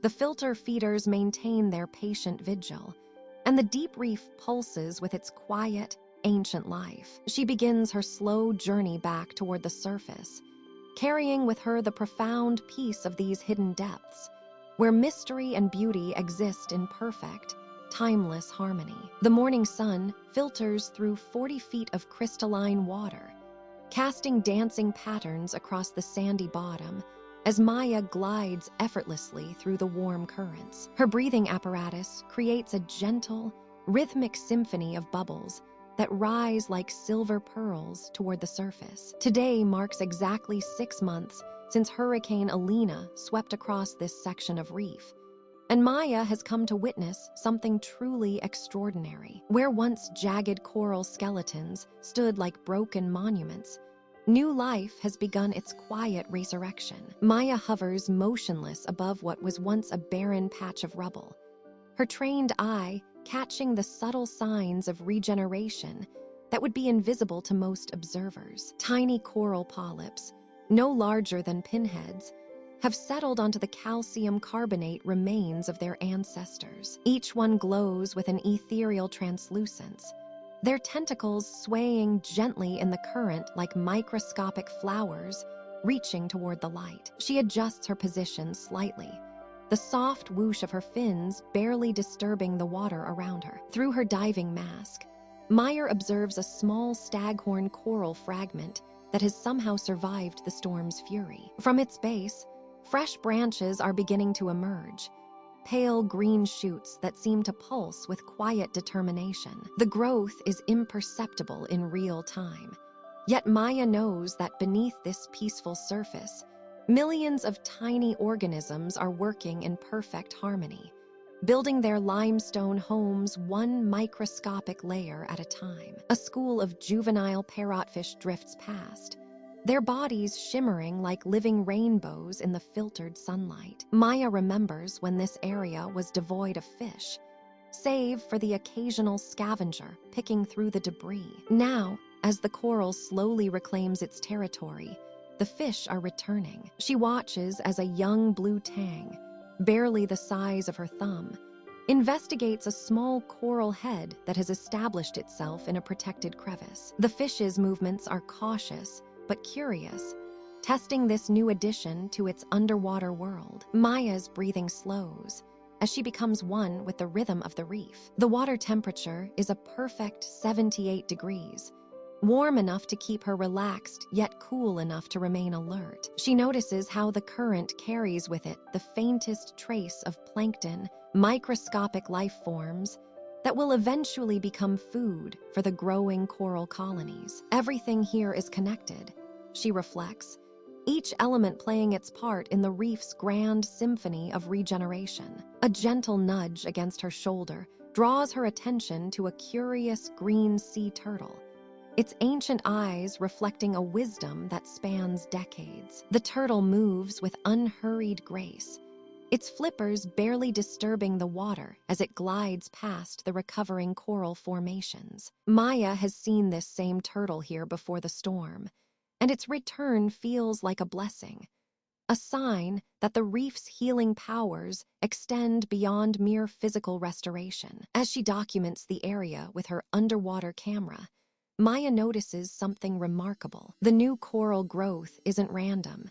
It follows patterns that seem almost intentional, as if the reef itself possesses an innate understanding of how to rebuild most effectively. Small brain corals have established themselves in areas that provide optimal water flow, while delicate branching species have claimed the calmer spaces between the larger formations. The healing extends beyond the coral itself. Meyer observes how algae and seagrasses have begun to colonize the spaces between the new growth, creating a living carpet that will eventually support countless small creatures. A tiny hermit crab scuttles across her field of view, already making its home among the recovering reef structure. Each small sign of returning life fills Maya with a profound sense of hope. Her air gauge indicates 20 minutes remaining, but Meyer is reluctant to leave this underwater cathedral of renewal. She takes a final series of photographs, capturing the delicate beauty of new polyps and the determined persistence of young coral colonies. The water around her seems to pulse with potential energy, as if the reef itself is breathing, inhaling nutrients and sunlight, exhaling life and beauty. As Maya begins her slow ascent, following the chain of silver bubbles that marks her path to the surface, she carries with her an overwhelming sense of reverence. The reef's ability to heal itself, to transform destruction into opportunity for new growth, reminds her why she chose this work. In a world often focused on what is lost or damaged, the coral gardens beneath these healing waters offer a different narrative, one of resilience, patience, and the quiet miracle of regeneration. The surface beckons above, but Maya knows she will return tomorrow, and the day after, to continue documenting this underwater renaissance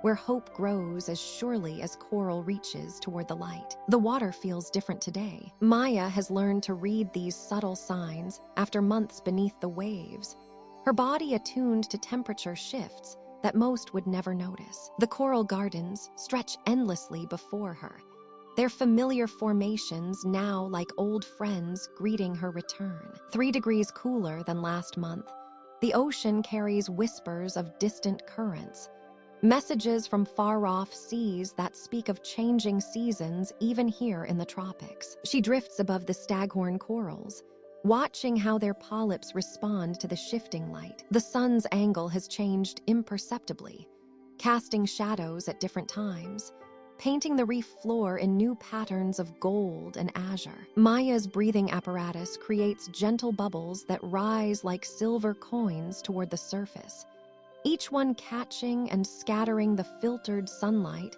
that penetrates these depths. The parrotfish move differently now. Where once they grazed in lazy, meandering paths, they now follow more purposeful routes, their feeding synchronized with the reef's seasonal rhythm. Maya watches a rainbow parrotfish pause at a particular coral head, its beak working methodically at algae that has grown thick and lush during the warmer months. The sound is like distant rainfall, a gentle scraping that becomes part of the ocean's endless symphony. A school of chromies has gathered near the brain coral formations, their electric blue bodies shimmering as one organism. Maya notices how their numbers have swollen over the weeks, young fish joining the group as the seasonal currents bring new nutrients to feed the microscopic life they depend upon. The water itself seems richer now, thick with invisible abundance that she can almost taste through her regulator. She glides toward the deeper sections, where the soft corals sway in the increased current flow. Here, the seasonal changes are most apparent. The sea fans, those delicate purple and orange trees of the underwater world, bend and dance with greater vigor as stronger currents bring fresh water from the open ocean. Meyer extends her hand, feeling the cool flow against her wetsuit, imagining the journey this water has taken across vast distances to reach this hidden garden. The cleaning stations are busier now. Maya settles on the sandy bottom near a large coral bommy, where wrasse and gobies have established their spa-like services. A green moray eel, as thick as her arm, lies perfectly still while tiny cleaner fish dart in and out of its open mouth. This ancient ritual continues unchanged, but Maya notices the frequency has increased with the seasonal shift. More nutrients mean more parasites, more cleaning, more cooperation in this underwater community. Above her, a hawksbill turtle glides past with unhurried grace, its ancient eyes surveying the reef with timeless patience. Maya wonders what seasonal secrets this creature knows, what memories of countless years beneath these waters guide its slow journey. The turtle's flippers move in perfect rhythm, disturbing nothing, taking only what it needs from the sponges growing in the coral crevices. The light begins to shift as afternoon approaches, and Meyer observes how the reef's inhabitants respond to this daily cycle within the larger seasonal rhythm. Night shift creatures begin to stir in their hiding, places the octopi in their rocky dens, the lobsters in the coral caves, the eels preparing for their evening hunt. Day shift fish gather in their customary resting spots, their colors already beginning to fade in preparation for sleep. Maya checks her depth gauge and air supply, knowing her time in this underwater cathedral is drawing to a close. But she takes one more moment to simply float and observe, to feel herself as part of this ancient seasonal dance. The reef breathes around her, its rhythm steady and eternal, carrying the wisdom of countless tides, countless moons,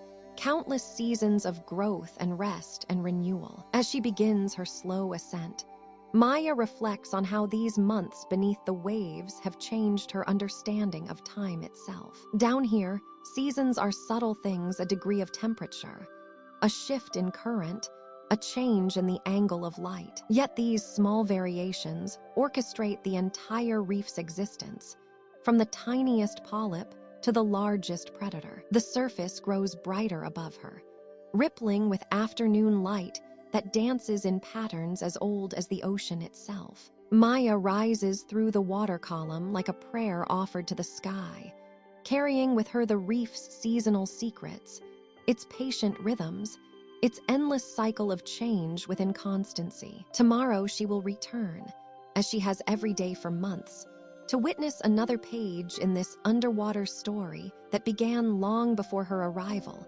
and will continue long after her departure. The coral gardens wait below, breathing with the tides, dreaming through the seasons, holding their mysteries close in the warm embrace of the eternal sea. The first signs arrive with the changing currents. Maya notices it immediately as she descends into the familiar embrace of the coral gardens. The water carries a different energy today, charged with an ancient purpose that seems to pulse through every molecule. The reef itself appears to sense the shift. The corals sway with unusual synchronicity, and the resident fish hover in expectant clusters, as if they too are waiting for something magnificent to unfold. Meyer adjusts her breathing apparatus and glides deeper into the crystal-clear water. The visibility is extraordinary today, stretching endlessly into the blue distance, where the ocean floor gives way to deeper mysteries. She has been anticipating this moment for months, studying the charts, monitoring the water temperatures, and calculating the lunar cycles. Everything points to one conclusion: the Great Migration has begun. A shadow passes overhead, then another. Maya tilts her head upward and feels her breath catch in wonder. There, silhouetted against the shimmering surface, the first scouts appear, ancient sea turtles, their massive forms moving with surprising grace through the water column. Their shells catch and scatter the filtered sunlight in patterns that dance across the reef below, creating a living light show that transforms the entire underwater landscape. The lead turtle is magnificent, a leatherback whose shell spans nearly 6 feet across. Meyer estimates her age at perhaps 80 years, maybe more. This gentle giant has made this journey dozens of times, following pathways encoded in her very DNA, navigating by magnetic fields that humans are only beginning to understand. Her movements are deliberate yet effortless, each stroke of her powerful flippers propelling her forward with centuries of accumulated wisdom. Behind her, more shadows emerge from the blue. Green turtles, hawksbills, and loggerheads, all drawn by the same irresistible calling. Maya counts 12, then 20, then loses count entirely as the procession continues. They move in loose formation, some swimming near the surface where the water is warmest,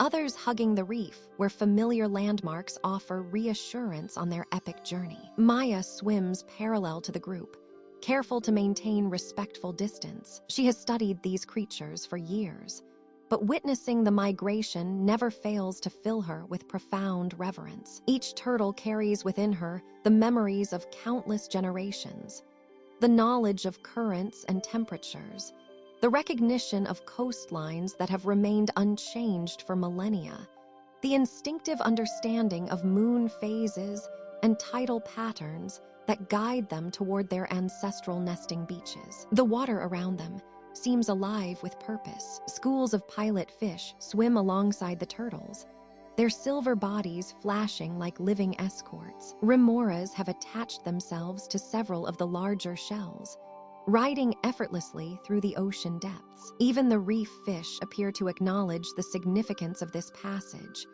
forming colorful galleries along the coral walls to witness the procession. Maya follows as the group approaches an underwater canyon where the reef drops away into deeper water. Here, the turtles pause, hovering in the water column as if consulting some internal compass. The lead female raises her ancient head, her dark eyes reflecting a wisdom that spans decades of ocean wandering. For a moment, she seems to look directly at Maya, and in that gaze lies the accumulated knowledge of countless journeys across vast ocean basins. The pause lasts only minutes, but Maya senses the profound navigation occurring within each turtle's consciousness. They are reading the ocean itself, detecting subtle changes in magnetic fields, processing the angle of sunlight filtered through water, measuring the chemical signatures of distant coastlines carried on microscopic currents. It is a form of intelligence that predates human civilization,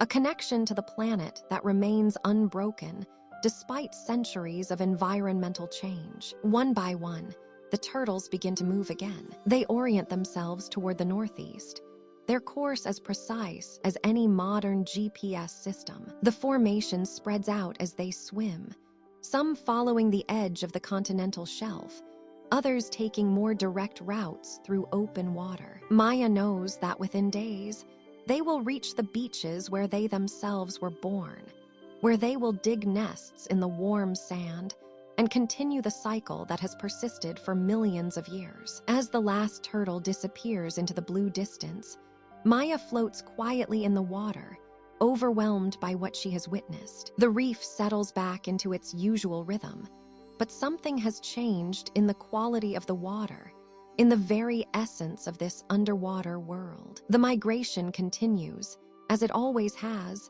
as it always will, a testament to the ocean's enduring mysteries and the remarkable creatures that call it home. In the growing distance, Maya can just make out the silhouettes of the travelers, their forms growing smaller but no less magnificent as they follow pathways written in starlight and carried in their hearts across the endless blue expanse of their ocean home. The morning sun, filters through 30 feet of crystalline water, casting dancing patterns of light across the coral garden below. Maya adjusts her mask and descends slowly, her breathing calm and measured through the regulator. Today, she carries her waterproof color chart and camera, ready to document the spectacular palette that nature has painted across this underwater realm. As she settles onto the sandy bottom between two towering coral formations, Maya takes a moment to simply observe. The reef awakens around her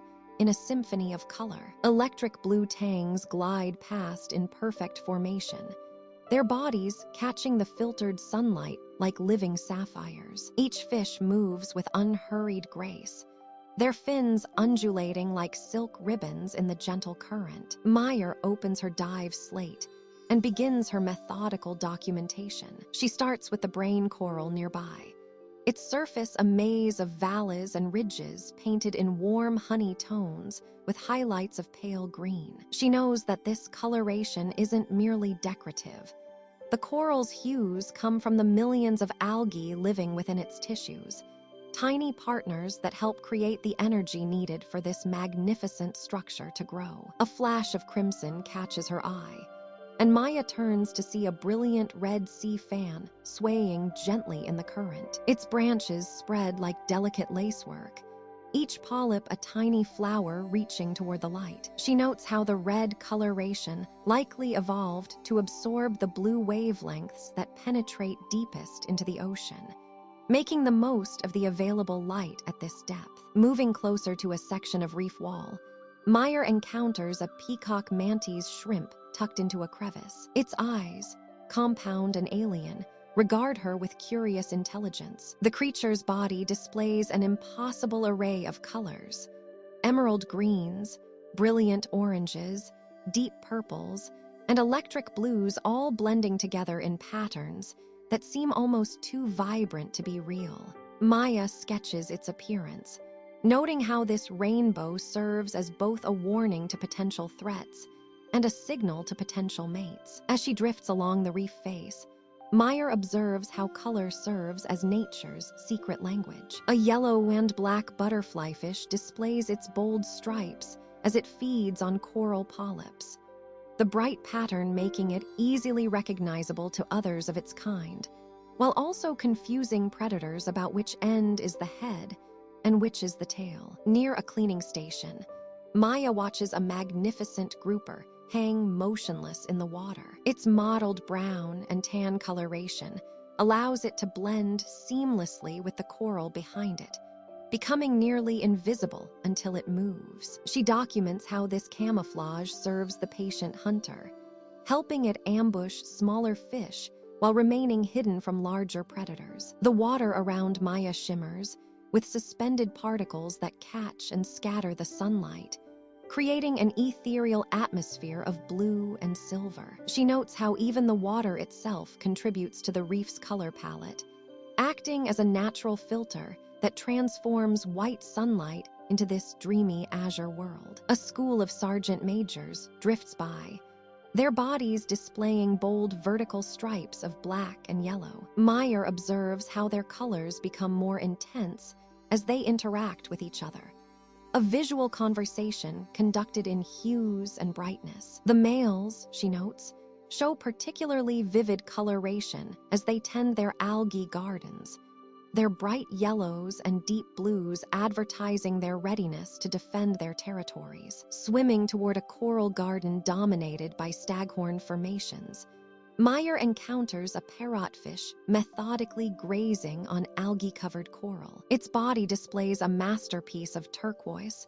green, and pink, colors so vivid they seem to glow in the filtered light. She watches as the fish scrapes at the coral with its beak-like mouth, creating small clouds of white sand that drift away on the current, each grain a testament to the endless cycle of growth and renewal on the reef. Maya's attention is drawn to a cluster of Christmas tree worms, their feathery feeding crowns extended in perfect spirals of red, orange, and white. At her approach, they vanish instantly into their tube homes, only to slowly emerge again when they sense no threat. Their colors, she notes, help them blend with the coral they call home, while also serving to attract the tiny plankton they feed upon. As her dive nears its end, Maya takes a final survey of the coral garden spread before her. The reef exists as a living canvas where every color serves a purpose: protection,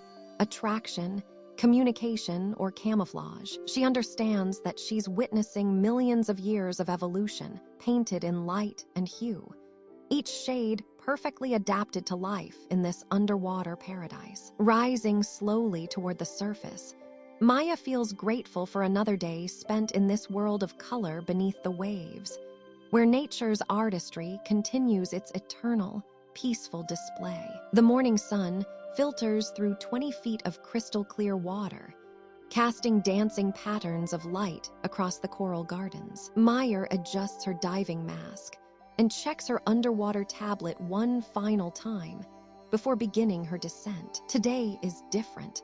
She's not alone in her underwater sanctuary. 3 visitors have come to document the reef's magnificence. Sarah, a marine photographer whose work has graced the covers of nature magazines, glides effortlessly through the water with her professional camera housing. Behind her, Marcus operates his underwater video equipment with practiced precision, while Elena, a documentary filmmaker, observes the scene with the keen eye of a storyteller. Maya watches as Sarah positions herself near a vibrant staghorn coral formation. The photographer's movements are fluid, respectful.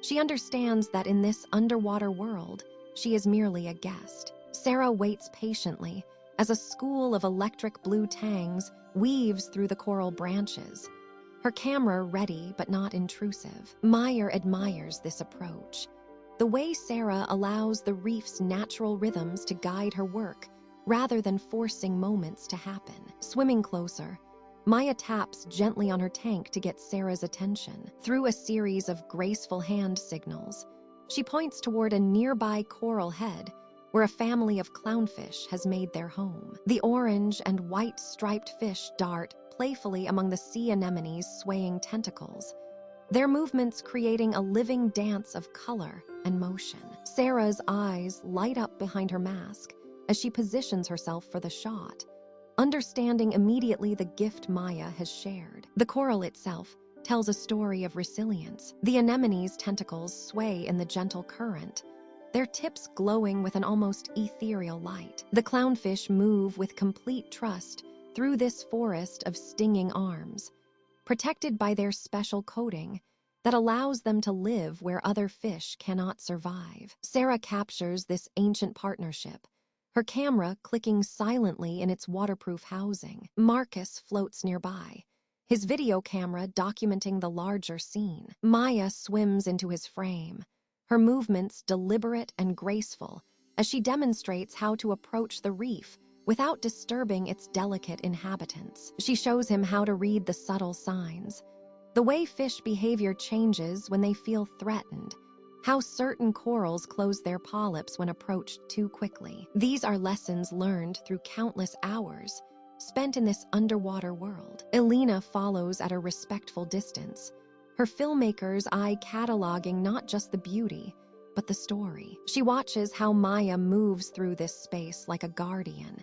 checking on favorite coral formations, noting the health of different species, documenting changes with the methodical care of someone who truly understands that this reef is a living, breathing ecosystem. They pause at a table coral the size of a small room, its flat surface providing shelter for dozens of species. Beneath its protective overhang, a moray eel rests peacefully, its powerful body coiled in a crevice. Maya signals to the team to observe from a distance, showing them how the eel's presence actually indicates a healthy reef ecosystem. This is not a creature to fear, but one to appreciate as part of the reef's intricate web of life. The collaboration unfolds naturally. Maya shares her knowledge through gestures, and later, during surface intervals, through excited conversations about what they've witnessed together. Sarah shows Maya her images on the camera's display, breathtaking close-ups of coral polyps extended for feeding, schools of fish moving like living silver clouds, the intricate patterns of sea fans swaying in the current. Marcus reviews his footage, capturing not just the beauty but the behavior, the way different species interact, the subtle movements that indicate feeding time, the peaceful coexistence of predator and prey in this balanced ecosystem. His camera has recorded moments Maya has described in her research, but rarely seen captured so beautifully. Elena's documentary eye sees the bigger picture, the story of dedication, of a scientist whose work helps preserve one of Earth's most threatened ecosystems. Through Maya's expertise and the photographer's artistry, they're creating something that can reach far beyond these underwater gardens, inspiring others to care about and protect these precious environments. As the day's diving concludes and they surface together, the late afternoon sun creates a golden path across the water's surface. The reef below continues its ancient rhythms, corals extending their feeding tentacles, fish settling into their evening routines, the endless cycle of life continuing in this underwater paradise. Maya floats peacefully on the surface, surrounded by new friends who have helped her see her beloved reef through fresh eyes. Their cameras have captured not just images, but the essence of this place, its beauty, its complexity, its vital importance to our ocean planet. Tomorrow, these images will travel far from this peaceful lagoon, carrying with them the reef's story, and perhaps inspiring others to become guardians of the sea. The water laps gently around them as day transitions to evening. Another perfect day in the coral gardens coming to its peaceful close. The late afternoon light filters through 40 feet of crystalline water, casting shifting patterns across the coral gardens as Maya descends toward her research station. The familiar weight of her diving equipment feels comforting now.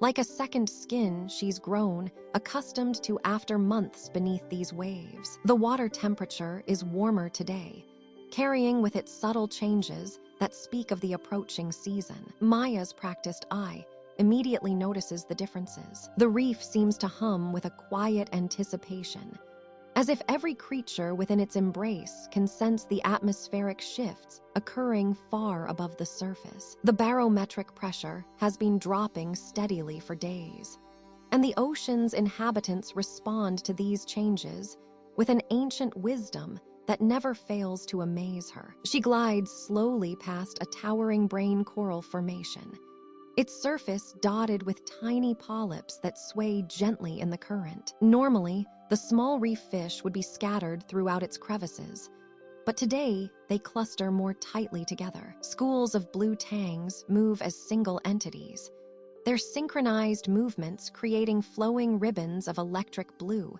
against the coral backdrop. They seem to understand something that the surface world has yet to fully grasp. Maya pauses near a familiar ledge, where she often observes the reef's daily rhythms. Her underwater notebook, encased in waterproof housing, captures her observations with practiced efficiency. The sergeant major damselfish, usually territorial and aggressive in defending their algae gardens, now seem less concerned with boundaries. Instead, they gather in loose aggregations, their yellow and black stripes creating mesmerizing patterns as they move together. In the deeper recesses of the reef, Maya notices the larger predators behaving differently as well. A Caribbean reef shark glides past, its movement more purposeful than usual. Rather than following its typical hunting pattern along the reef's edge, it heads toward the deeper waters beyond the continental shelf. This migration to deeper,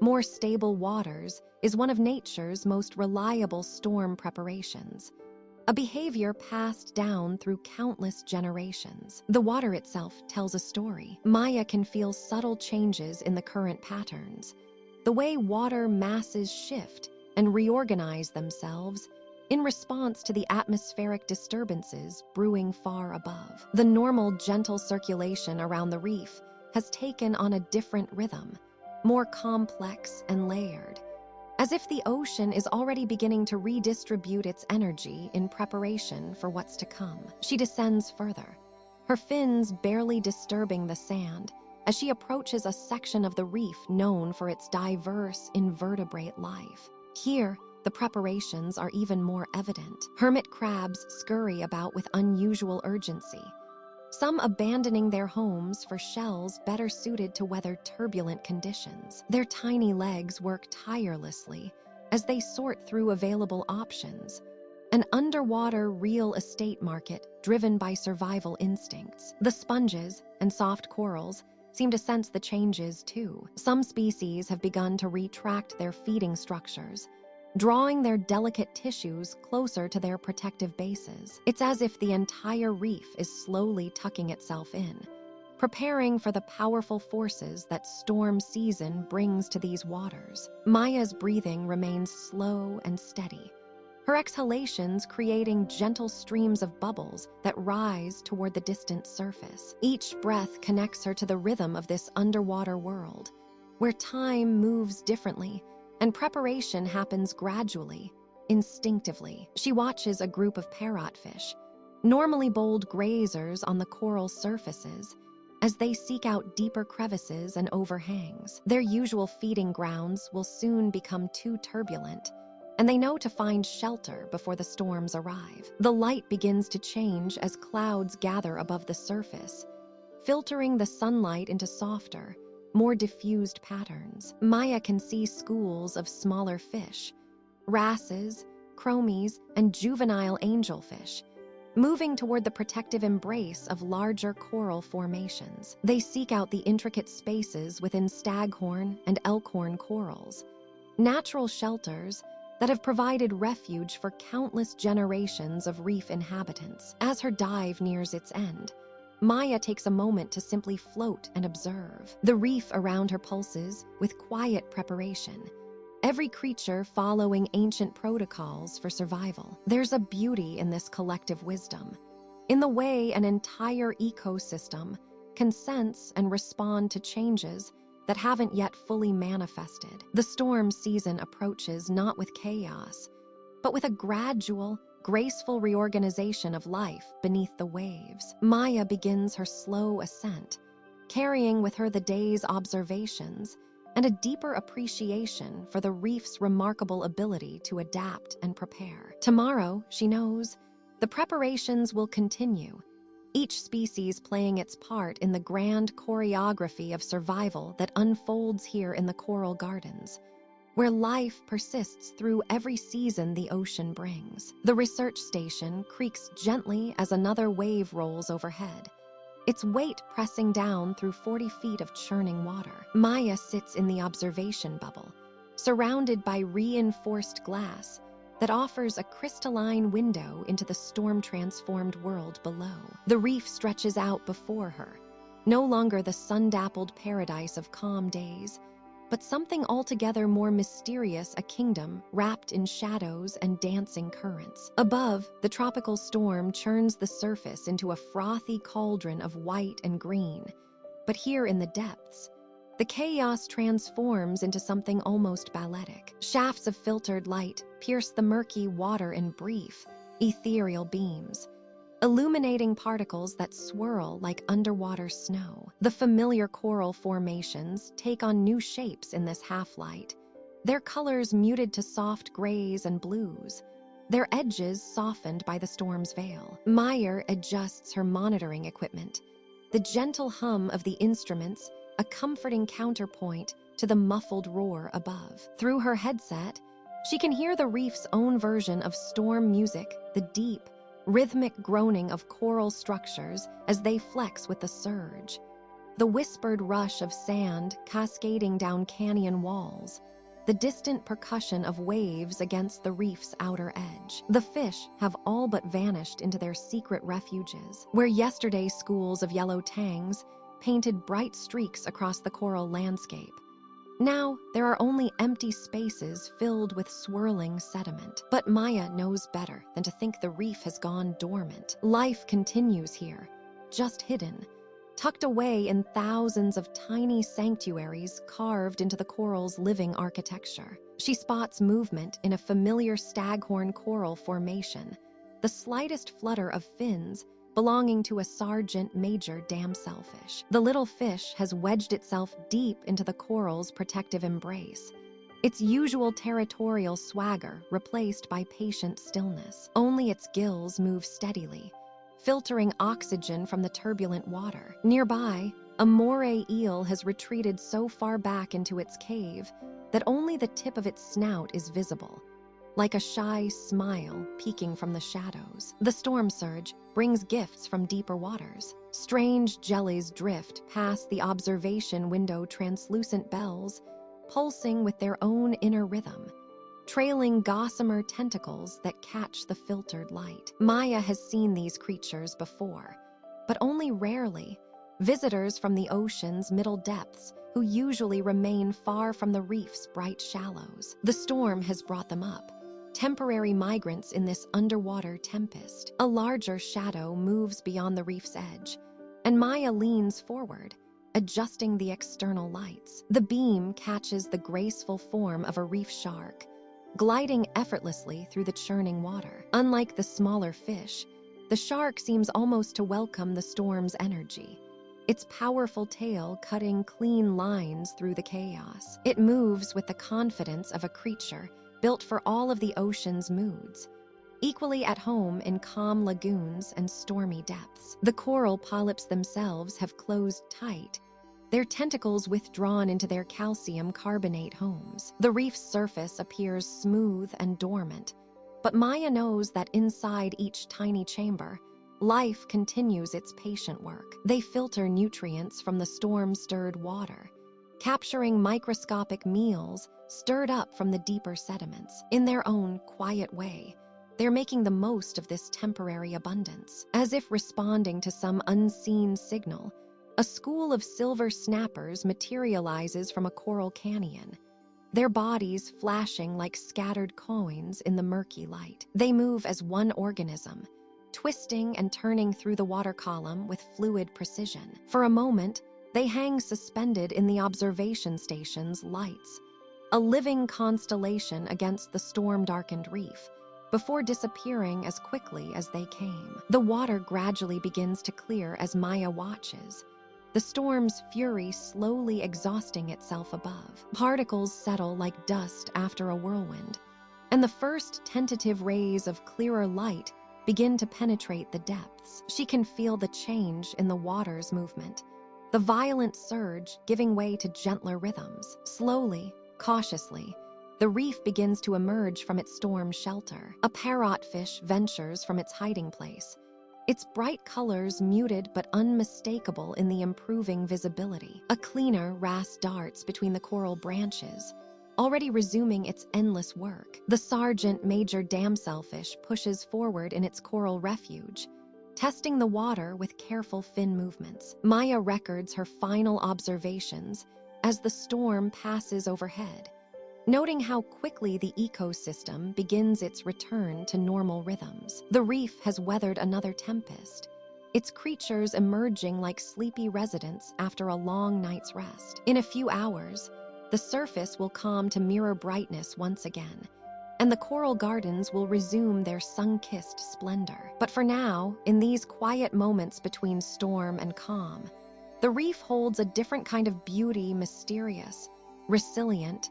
and infinitely patient in the face of the sea's eternal moods. The morning sun filters through crystal-clear water as Maya descends toward the reef, her breathing steady and rhythmic through the regulator. The storm has passed, leaving behind a world transformed yet eternal in its resilience. Each bubble that rises from her gear catches the light like tiny silver coins, dancing upward toward the surface, where gentle swells rock in peaceful rhythm. As she approaches the familiar coral formations, Maya's trained eye begins cataloging the changes. Some branching corals have snapped, their fragments scattered across the sandy bottom like puzzle pieces waiting to be reassembled by time and tide. Yet already, within hours of the storm's passing, she notices the reef's remarkable capacity for renewal. Small fish dart between the remaining coral heads with renewed purpose, their colors seeming more vibrant against the freshly scrubbed backdrop. The water itself,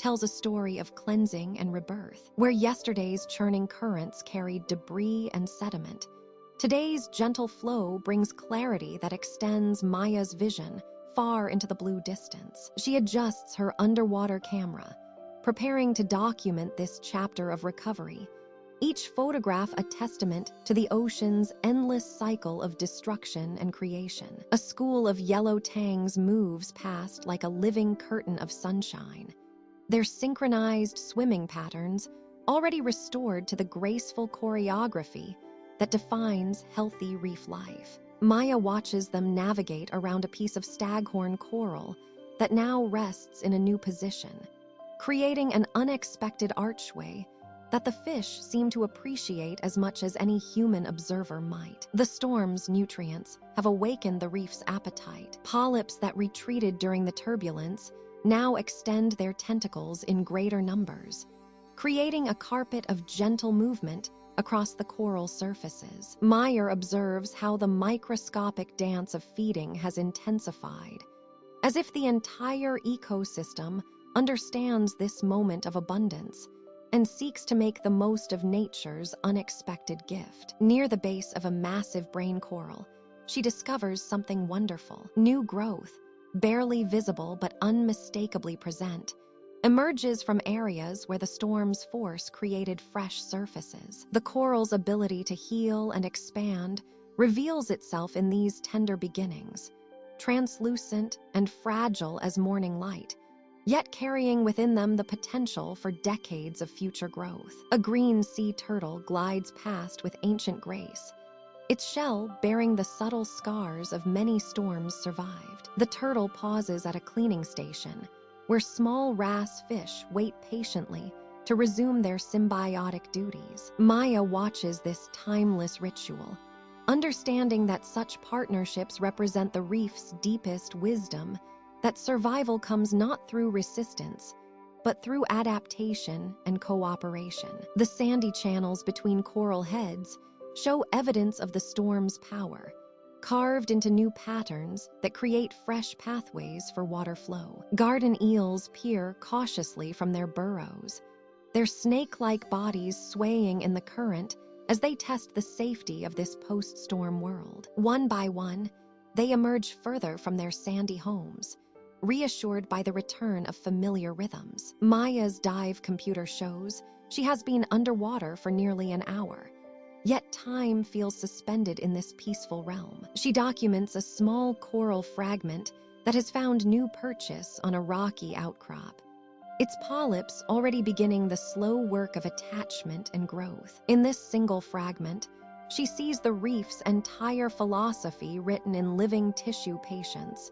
persistence, and an unwavering commitment to life. Schools of Chromie's fish create living clouds above the coral formations, their silver bodies flashing like scattered light as they move in perfect unison. The storm has redistributed their territories slightly, but Meyer observes how quickly they establish new patterns, new hierarchies, new spaces to call home. Their adaptability serves as a reminder that resilience often requires flexibility. As her air supply begins to dwindle, Maya makes her way toward the surface, ascending slowly through layers of increasingly warm water. The reef below continues its quiet work of renewal, each organism playing its part in a symphony of recovery that will continue long after her visit ends. Fish will claim new territories, corals will extend into fresh spaces, and the endless cycle of growth and change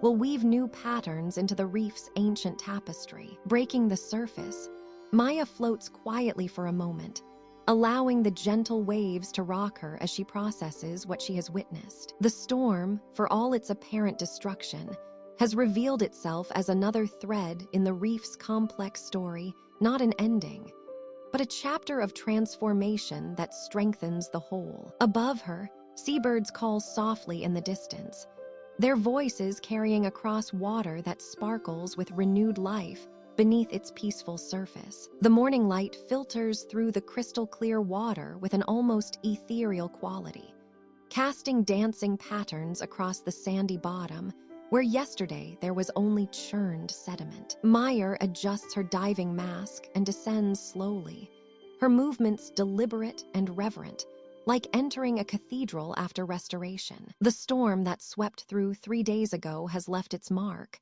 but not in the way she expected. Where once stood towering coral formations, now lies a transformed landscape. Yet this is not devastation she witnesses, but renewal. The massive table coral that dominated the eastern ridge has toppled, its ancient skeleton now resting at an angle that creates a new underwater canyon. And in the crevices of this fallen giant, Maya spots something that makes her heart quicken with quiet wonder. Tiny polyps, no larger than pinheads, have already begun their patient work. Coral larvae, carried by the storm's powerful currents from distant reefs, have found purchase in the newly exposed surfaces. These microscopic architects have traveled hundreds of miles to arrive here, and now they begin the slow, ancient process of building tomorrow's reef. Maya hovers motionless, her breathing regulated and calm, watching as a school of juvenile parrotfish explores their changed world. Their bodies,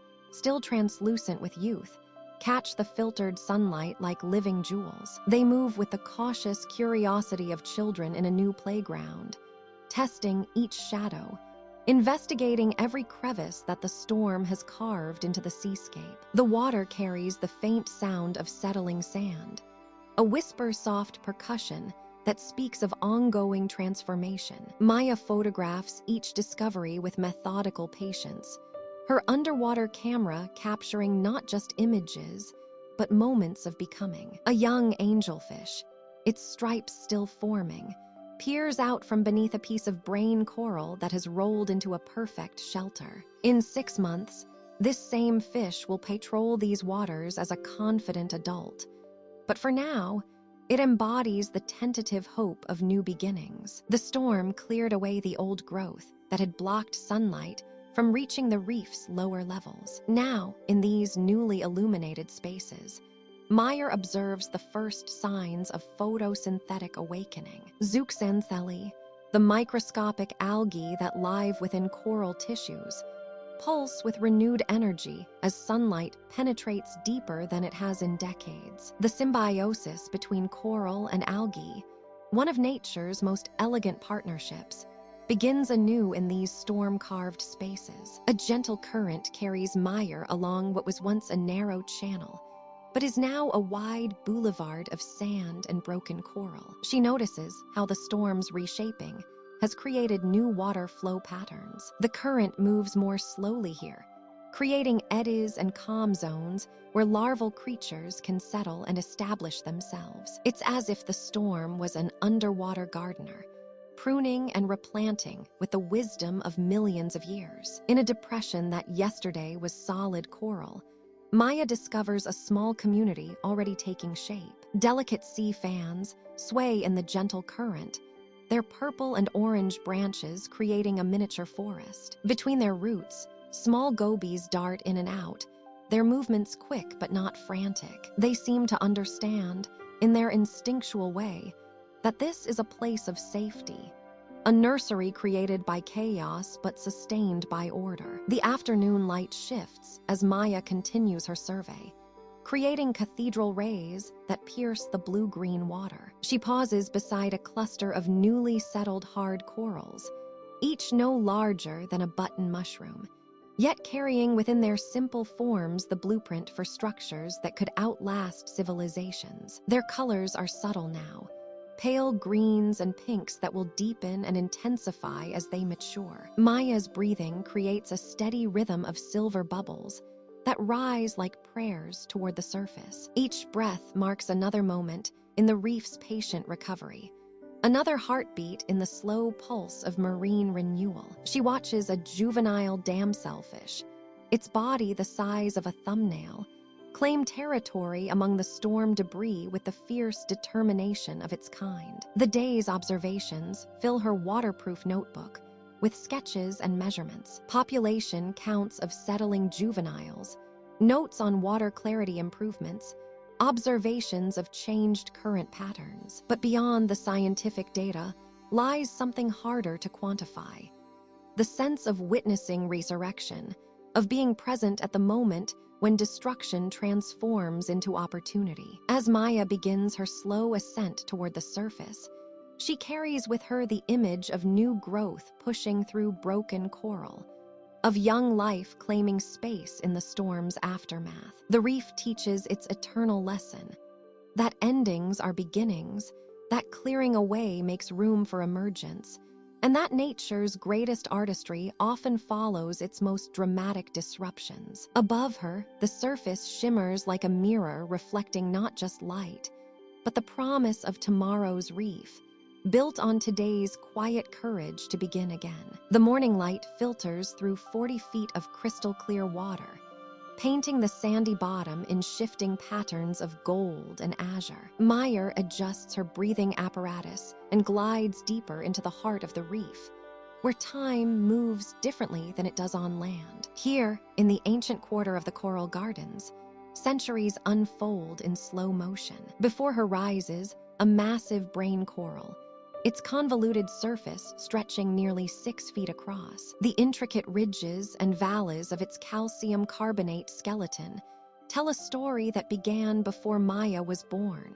before her grandmother was born. This gentle giant has been growing here for over 80 years, adding layer upon microscopic layer, season after season, storm after storm. Maya hovers motionless beside this living monument, watching the tiny polyps extend their delicate tentacles in the filtered sunlight. Each polyp is no larger than a pinhead, yet together they have built this underwater cathedral. She runs her gloved hand along the coral's smooth surface, feeling the subtle warmth radiating from within. Somewhere deep in its tissues, millions of zooxanthellae algae work tirelessly, converting sunlight into sustenance through the ancient dance of photosynthesis. A school of juvenile parrotfish darts between the coral's crevices, their bright yellow bodies flashing like scattered coins. These youngsters seek shelter in the same protective alcoves that have harbored countless generations before them. The brain coral has been a nursery,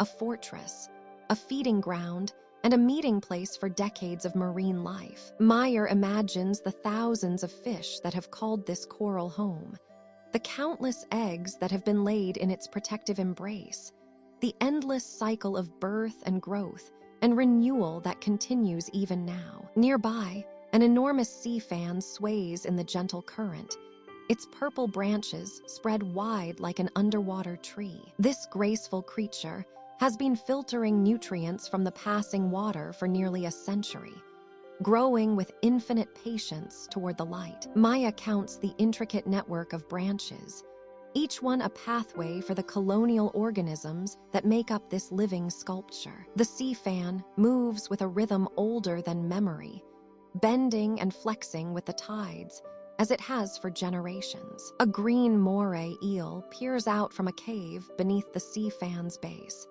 its ancient eyes holding wisdom from years of patient hunting in these same waters. The eel has grown old here, becoming as much a part of the reef's architecture as the corals themselves. Maya has observed this particular eel for 3 seasons now, watching it emerge at the same time each morning, following the same hunting patterns its ancestors perfected long ago. The water around Maya shimmers with microscopic life plankton, and larvae drifting in the current like underwater snow. Some of these tiny travelers will settle here on the ancient corals, beginning their own centuries-long journey of growth and community building. Others will be carried away to distant reefs, spreading the genetic legacy of this underwater garden to far corners of the ocean. Maya's breathing creates a gentle rhythm of bubbles that rise toward the surface like silver prayers. She thinks about the coral spawning she witnessed here last month,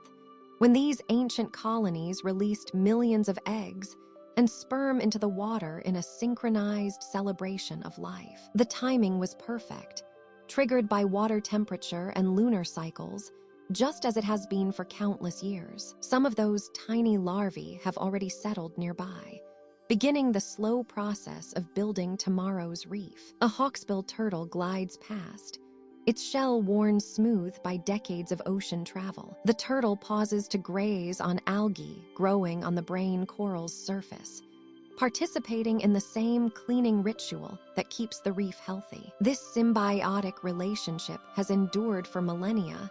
The turtle receives nourishment, while the coral benefits from the gentle maintenance. Maya adjusts her buoyancy and settles cross-legged on the sandy bottom, becoming part of the reef's tableau. Around her, the ancient corals continue their patient work of building and growing, filtering and feeding, providing and protecting. She can almost feel the slow pulse of geological time, the steady accumulation of calcium carbonate that will eventually transform this underwater garden into limestone cliffs for future generations to discover. The current shifts slightly, and Maya watches as a cloud of tiny mysid shrimp emerges from the coral's protective recesses, their translucent bodies catching the filtered sunlight like living crystal. They dance in the water column before disappearing back into the reef's embrace, following patterns of behavior encoded in their DNA over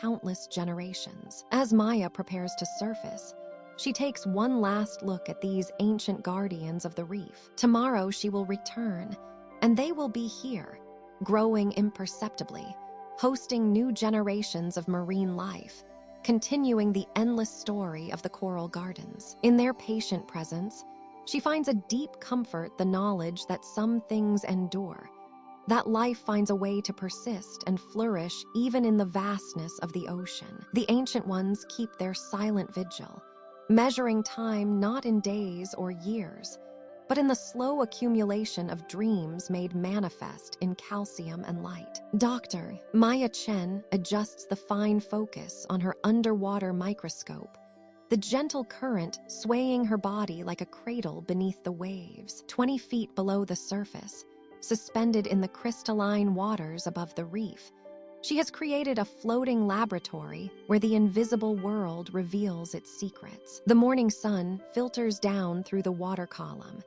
casting dancing patterns of light that seem to pulse with the rhythm of the ocean itself. Through the lens, a single drop of seawater transforms into an entire universe. Countless microscopic beings drift and dance in this liquid cosmos, some no larger than specks of stardust, others resembling tiny jewels caught in perpetual motion. Maya watches, mesmerized, as diadems spin like glass ornaments, their intricate silica shells etched with patterns more delicate than any human artisan could imagine. These single-celled algae form the very foundation of life here, converting sunlight into energy, feeding the smallest creatures who in turn feed the larger ones, creating an unbroken chain that reaches all the way up to the graceful sea turtles gliding overhead. A zooplankton larva drifts into view, transparent as morning mist,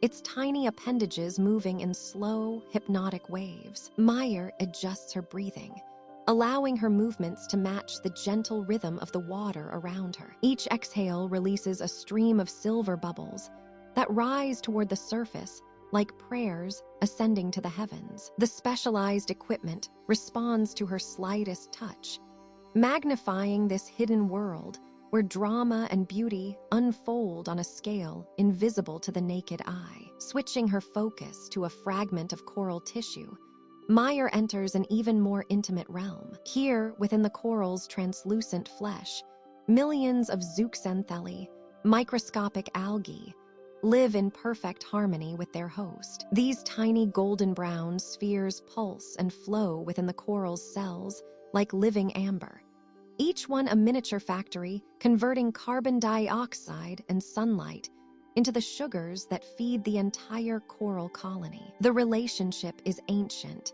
evolved over millions of years, a partnership so fundamental that neither organism can truly survive without the other. The water around Maya seems to thicken with mystery as she observes this symbiotic dance. The zooxanthellae move with purpose, clustering near the coral's surface during the day to catch precious photons of light then retreating deeper into the tissue as evening approaches. It is a daily migration measured in microscopic distances, yet as vital as any journey across vast oceans. Maya documents each movement, her breathing slow and meditative as she witnesses this ballet of mutual dependence. A copepod drifts into her field of vision, its body translucent as sea glass, antennae trailing like delicate ribbons in the current. These tiny crustaceans form vast clouds in the open ocean, but here, near the reef, they move with more purpose, seeking the rich patches of plankton that bloom in the nutrient-rich waters. Maya watches as the creature propels itself through the water with graceful, rowing motions, its body perfectly adapted for life in this three-dimensional realm where up and down lose their meaning. The afternoon light begins to shift, growing warmer and more golden as it penetrates the water. Maya notices changes in the microscopic community around her. Certain species become more active, while others retreat to rest in the shadows of coral crevices. Even at this infinitesimal scale, the reef follows its ancient rhythms, responding to the sun's passage across the sky with subtle but measurable changes in behavior and distribution.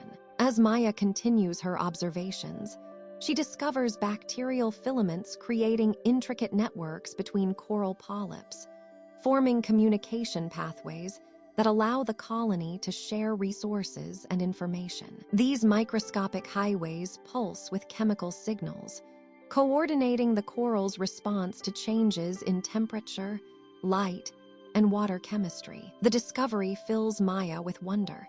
Even the smallest components of the reef are connected, working together in ways that science is only beginning to understand. The microscope reveals a world where every surface teems with life. Bacteria bloom in colorful mats, their communities as complex as any terrestrial ecosystem. Tiny protozoans graze on these bacterial gardens like miniature cattle, while even smaller viruses regulate population dynamics in patterns that mirror the larger predator-prey relationships playing out in the visible world above. Maya's breathing has synchronized completely with the ocean's rhythm now, each inhalation drawing in the essence of this underwater realm, each exhalation releasing her into deeper communion with the hidden world around her. Through her lens, she witnesses the fundamental truth of the reef, that life here exists not as individual organisms competing for survival,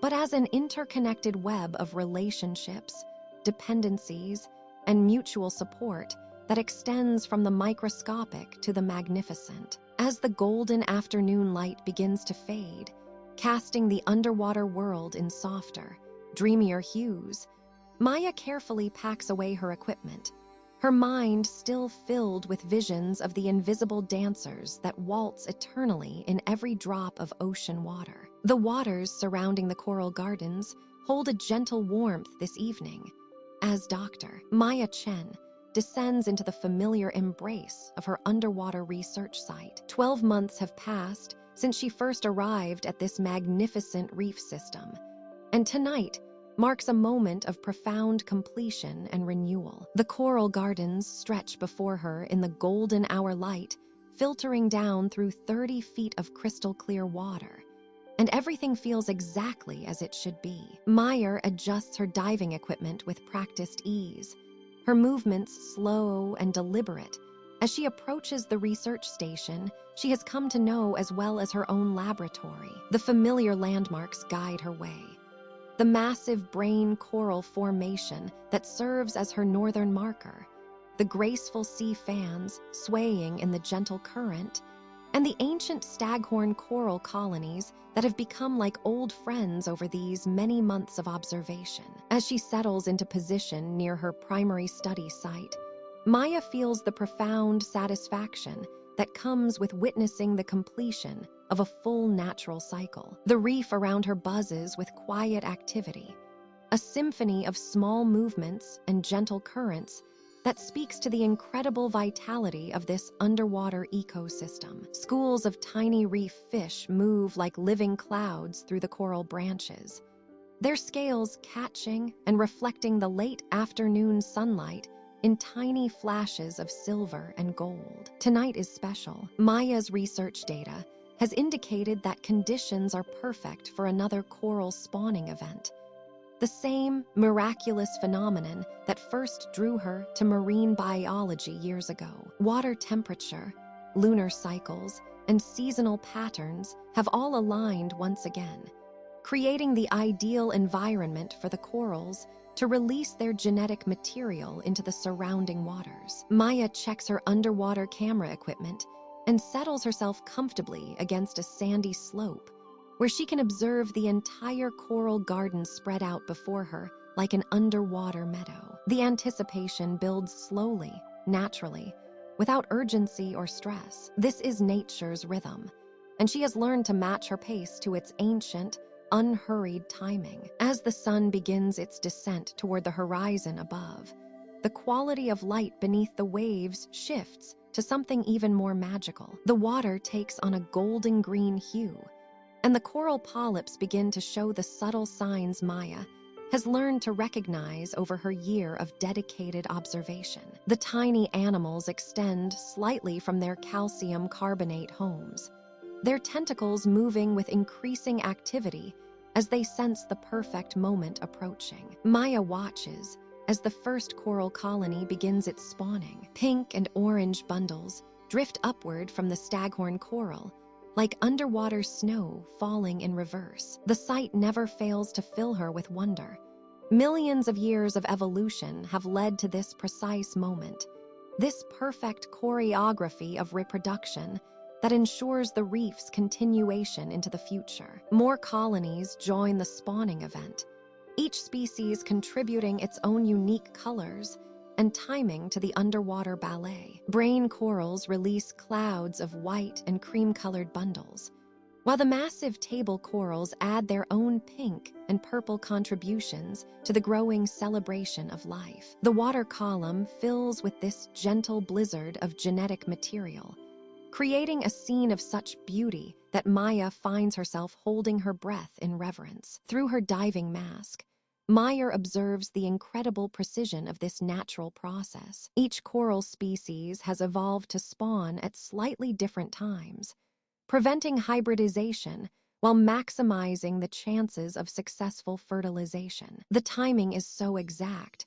so perfectly calibrated to environmental conditions, that it seems almost miraculous to witness. As the spawning continues around her, Maya notices something that makes her heart sing with professional satisfaction. On the substrate below, exactly where her research predicted, tiny coral polyps from last year's spawning event have begun to establish themselves as juvenile colonies. The circle of life plays out before her eyes, new corals settling and beginning their growth, while mature corals ensure the next generation through tonight's spawning. Maya adjusts her position slightly to photograph these settling polyps, documenting their development with the same careful attention she has brought to every aspect of her research. Each tiny polyp represents hope for the reef's future, a testament to the resilience and continuity of these ancient marine ecosystems. The spawning begins to wind down as naturally as it began, leaving the water clear once again. Maya floats peacefully in the gathering dusk, surrounded by the gentle sounds of the reef settling into its evening rhythm. Fish resume their normal patterns, sea turtles glide past on their eternal migrations, and the coral polyps retract into their protective homes. As Maya begins her slow ascent toward the surface, she carries with her the deep satisfaction of having witnessed and documented a complete annual cycle in one of Earth's most precious ecosystems. The coral gardens continue their ancient dance of growth and renewal, following patterns established long before humans walked the earth.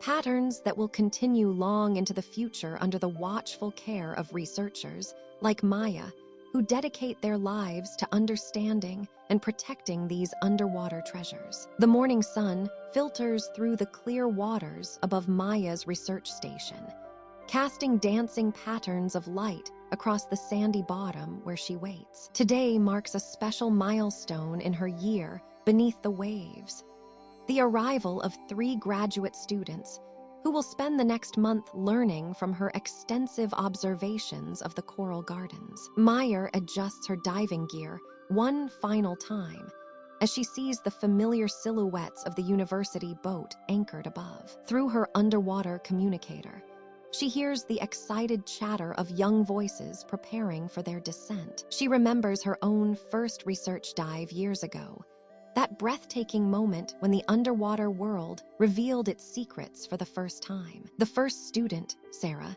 descends gracefully through the water column, her eyes wide behind her mask as she takes in the sprawling coral garden that has been Maya's home for nearly a year. Following close behind are Marcus and Alina, both moving with the careful precision of new divers, still learning to trust their equipment and the ocean's embrace. Maya swims toward them with gentle, fluid movements, her presence immediately calming their nervous energy. She gestures toward a familiar section of brain coral, the same formation where she first noticed the intricate cleaning relationships between the colorful wrasses and larger groupers. Through a series of hand signals, she directs their attention to the subtle dance happening before them. As they hover in the warm water, Maya watches Sarah's face light up with recognition as a small cleaner fish darts in and out of a parrotfish's gills. The understanding passes between mentor and student without words. This is not just observation, but witnessing the delicate balance that keeps these reef communities thriving. Maya guides the group deeper into her research area, where months of careful documentation have revealed the coral garden's most intimate secrets. She points out the territorial boundaries of the damselfish, invisible to untrained eyes, but now clear to Maya after countless hours of patient observation. The students follow her movements, learning to read the reef's subtle language. Near a towering staghorn coral formation, Maya demonstrates the careful technique for collecting water samples without disturbing the surrounding ecosystem. Her movements are deliberate and respectful, showing the students how research and conservation work hand in hand. Alina mimics Maya's technique, her initial uncertainty giving way to growing confidence. The afternoon light creates a cathedral-like atmosphere as Maya leads her students through a coral canyon she has explored countless times. Here, she shows them the nursery areas where juvenile fish seek shelter among the coral branches. Marcus adjusts his buoyancy to hover at just the right height, learning to observe without interfering with the natural rhythms of reef life. As they swim through this underwater classroom, Maya reflects on how much she has learned during her year in the coral gardens. Each day has brought new discoveries, from the migration patterns of the reef's larger inhabitants to the subtle seasonal changes in coral polyp behavior. Now, sharing these insights with the next generation of marine biologists feels like a natural extension of her research journey. The students gather around Maya near her favorite observation post, a gentle slope where sea fans sway in the current like underwater palm trees. Through patient gestures, she shows them how to identify the different species of soft corals, how to recognize the signs of healthy reef systems, and how to spot the indicators of environmental stress that require immediate attention. As their first dive together draws to a close, Maya leads the group back toward the research station's anchor line. The students' initial nervousness has transformed into wonder and deep concentration. She can see in their faces the same passion that has driven her own career, the recognition that beneath these waves lies a world of infinite complexity and beauty. Sarah takes detailed notes on her waterproof slate, documenting the species they encountered and the behaviors they observed. Marcus photographs the coral formations with careful attention to lighting and composition, already planning how he might contribute to Maya's ongoing research. Alina floats quietly, simply absorbing the peaceful rhythm of life on the reef. As they begin their slow ascent to the surface, Maya feels a deep satisfaction settle over her, like the gentle current that flows through the coral gardens. Teaching these young researchers has reminded her why she chose this path, why she has dedicated her life to understanding and protecting these underwater ecosystems. The coral gardens stretch endlessly around them, a living testament to the ocean's resilience and beauty. Maya knows that tomorrow will bring new lessons, both for her students and for herself. In this underwater world, where every day reveals fresh mysteries, the greatest discovery is often the simple joy of sharing knowledge with those who will carry it forward into the future. The morning light filters down through 30 feet of crystal clear water, casting dancing patterns across Maya's underwater workstation. She floats motionless above her research table, a waterproof tablet glowing softly in her hands, surrounded by the gentle symphony of the reef awakening. Schools of yellow tangs drift past like living sunbeams, their movements creating subtle currents that sway the coral polyps in slow, hypnotic rhythm. For 11 months now, Maya has called this underwater laboratory home. Today, she begins the sacred work of weaving together 12 months of observations into something magnificent.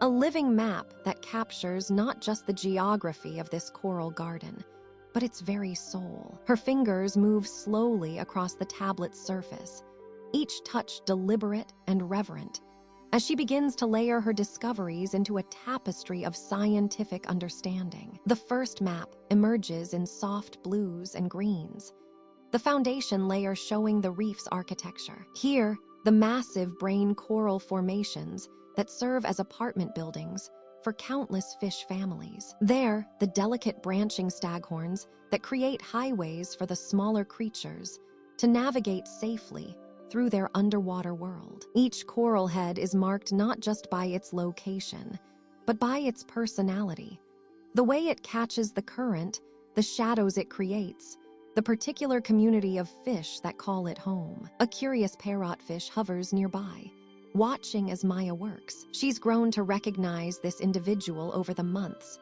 noting the unique pattern of scars along its dorsal fin, the way it always approaches her workstation from the left. Even this single fish becomes part of her map, a point of behavioral data that speaks to the reef's deeper rhythms and relationships. Layer by layer, the map grows more complex, more alive. The second overlay captures the invisible currents that flow like rivers through the coral canyons. Maya has spent countless hours releasing biodegradable dyes, watching them spiral and flow, learning the secret pathways that carry nutrients, oxygen, and life itself through every crevice of the reef. These currents are the reef's circulatory system, and mapping them reveals how this underwater metropolis breathes and feeds itself. The third layer glows with points of light, each one representing a species she's cataloged. The tiny gobies that live in symbiosis with the corals,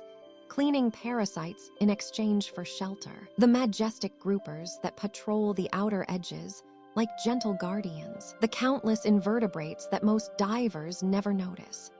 The Christmas tree worms that disappear at the slightest movement. The hermit crabs playing musical chairs with empty shells.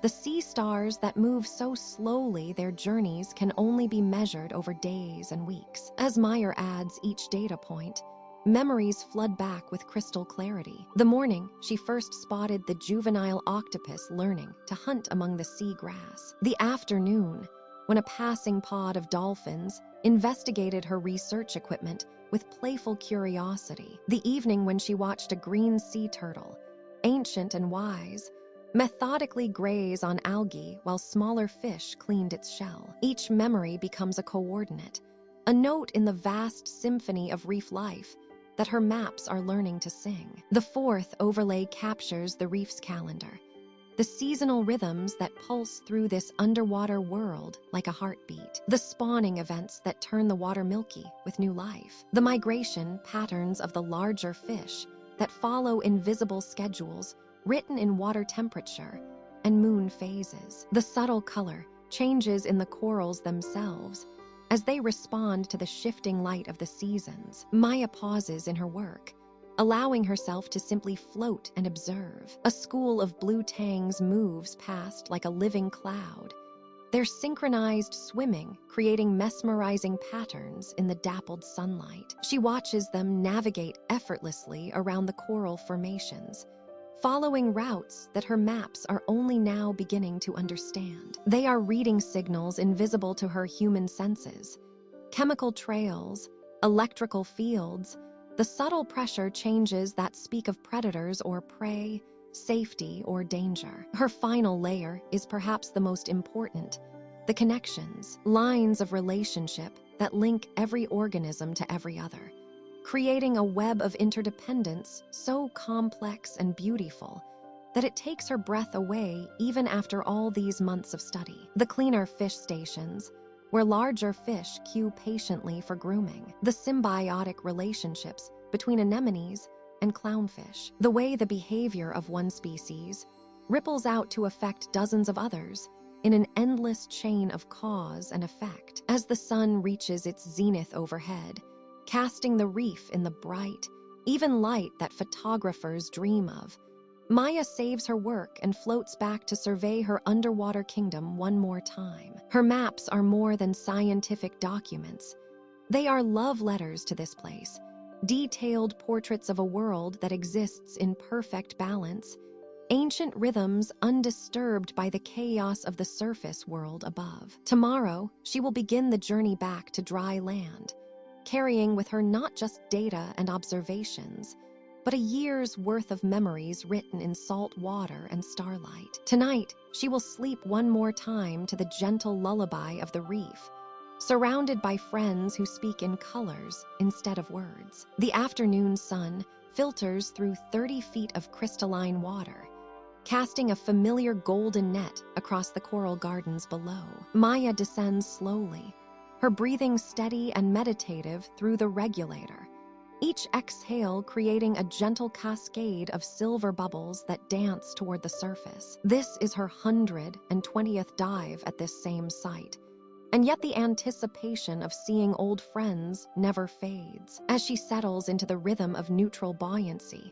Maya notices the subtle signs that mark this place as truly home. There, in the shadow of the massive brain coral formation, Napoleon, a large hump-fed wrasse she named months ago, glides past with his characteristic unhurried elegance. His deep blue-green scales catch the filtered sunlight, and Maya swears she sees a flicker of recognition in his ancient eye. They have shared this space so many times now, predator and observer existing in peaceful parallel. The reef spreads before her like a living tapestry, each section as familiar as the rooms of her childhood home. To her left, the cleaning station bustles with its usual afternoon clientele. 3 parrotfish wait patiently in line, while a pair of bright yellow cleaner wrasse work diligently on a massive grouper, their movements precise and practiced. Maya has watched this same scene unfold countless times, yet it never loses its magic. This underwater cooperation, this symbiotic dance that has played out for millions of years. She moves deeper into the coral garden, her fins barely stirring the sandy patches between the formations. Here, tucked beneath a shelf of staghorn coral, lives a family of clownfish she has observed through an entire life cycle. The patriarch, distinguished by a small nick in his tail fin, hovers protectively near his sea anemone home. His mate tends to their newest brood of fry, tiny orange specks that flutter like underwater confetti. Maya remembers when these parents were juveniles themselves, shy and skittish at her approach. Now they barely acknowledge her presence, accepting her as part of their world's natural rhythm. The water carries the reef's subtle sounds to her, the gentle scraping of parrotfish grazing on algae-covered coral, the soft clicking of snapping shrimp hidden in the crevices, the distant call of dolphins somewhere beyond the reef's edge. These sounds have become a meditation for Maya, an underwater symphony that speaks of health and abundance and the timeless cycles of marine life. A hawksbill turtle emerges from behind a massive coral head, moving with the unhurried grace that speaks of eons of ocean wisdom. Maya recognizes the distinctive pattern of scutes on her shell. This is Helena, an elderly female who has graced these waters for decades. The turtle's approach is leisurely, unafraid, and Maya feels honored once again to share this moment. Helena's dark eyes seem to hold ancient secrets, stories of migrations across vast ocean basins, of countless dawns witnessed from beneath the waves. As Maya follows a gentle current along the reef wall, she passes territories she knows as intimately as a neighborhood mailman knows his route. The damselfish family that lives in the garden of swaying soft corals. Their territories marked by invisible boundaries that Maya has mapped through patient observation. The moray eel, who emerges each afternoon from the same crevice, his hunting patterns as predictable as clockwork. The school of blue tangs that moves like a living cloud, their formation shifting and flowing with the grace of aerial murmurations. The reef breathes around her, its polyps extended in the filtered light, swaying with the gentle surge. Tiny fish dart between the coral branches like hummingbirds in a garden, while larger predators patrol the deeper blue beyond the reef's edge. Maya feels herself becoming part of this underwater meditation, her movements unconsciously matching the rhythm of the sea. Here, 30 feet below the surface, time moves differently. The urgent demands of the surface world fade into memory, replaced by the ancient pulse of tidal rhythms and the patient wisdom of creatures who measure their lives in decades rather than heartbeats. Maya's year beneath the waves has taught her to think in reef time, to appreciate the slow majesty of coral growth, the patient persistence of marine life, the deep interconnection of every organism in this underwater universe. As her air gauge reminds her that this dive, like all dives, must eventually end, Maya takes one last slow tour of her underwater neighborhood. Each familiar face, each well-known coral formation, each territorial boundary speaks to her of belonging. She is no longer just an observer here. She is a welcomed guest in a community that has opened its arms to accept her presence. The reef settles into its evening rhythms as Maya begins her slow ascent, carrying with her the profound peace that comes from true connection to the natural world. The morning light filters through 30 feet of crystalline water, painting the coral gardens in shades of amber and gold. Maya adjusts her diving mask and takes a slow, measured breath from her regulator, the familiar rhythm of bubbles creating a gentle percussion against the reef's morning symphony. Today marks a milestone in her year-long study. The fish she first encountered as juveniles have reached maturity, their bodies now displaying the vibrant colors and confident movements of adults, ready to begin their own cycles of life. She glides effortlessly through the water, her fins barely disturbing the sandy bottom as she approaches the staghorn coral formation, where she first observed a school of young parrotfish nearly 8 months ago. The water temperature sits at a perfect 78 degrees, warm enough to require only her lightest wetsuit, allowing her to feel completely connected to this underwater world that has become her second home. The parrotfish are there, as she knew they would be, but they are transformed. Where once she saw nervous, pale juveniles huddling in the coral's protective branches, now swim confident adults, their scales gleaming in brilliant blues and greens. The largest male,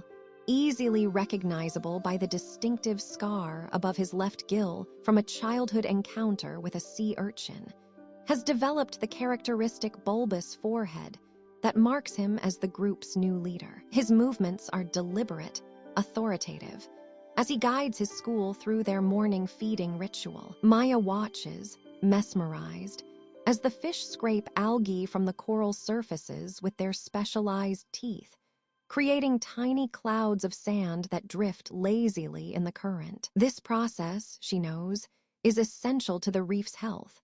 Not just the cleaning of the coral, but the creation of the fine white sand that will eventually settle in the deeper channels, providing substrate for new coral polyps to take hold. Swimming deeper, she encounters another familiar group.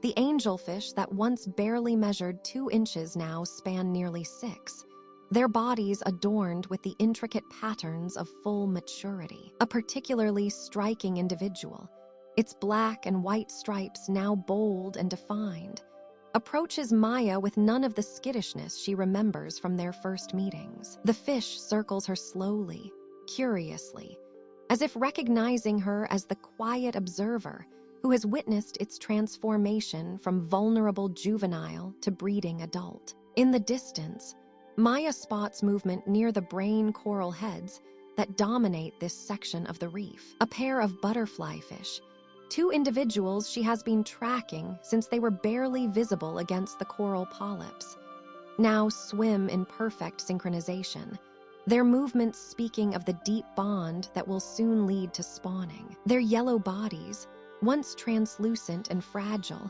now glow with robust health, the dark ice pots on their flanks serving as bold warnings to potential predators. The water carries the subtle vibrations of the reef's collective heartbeat.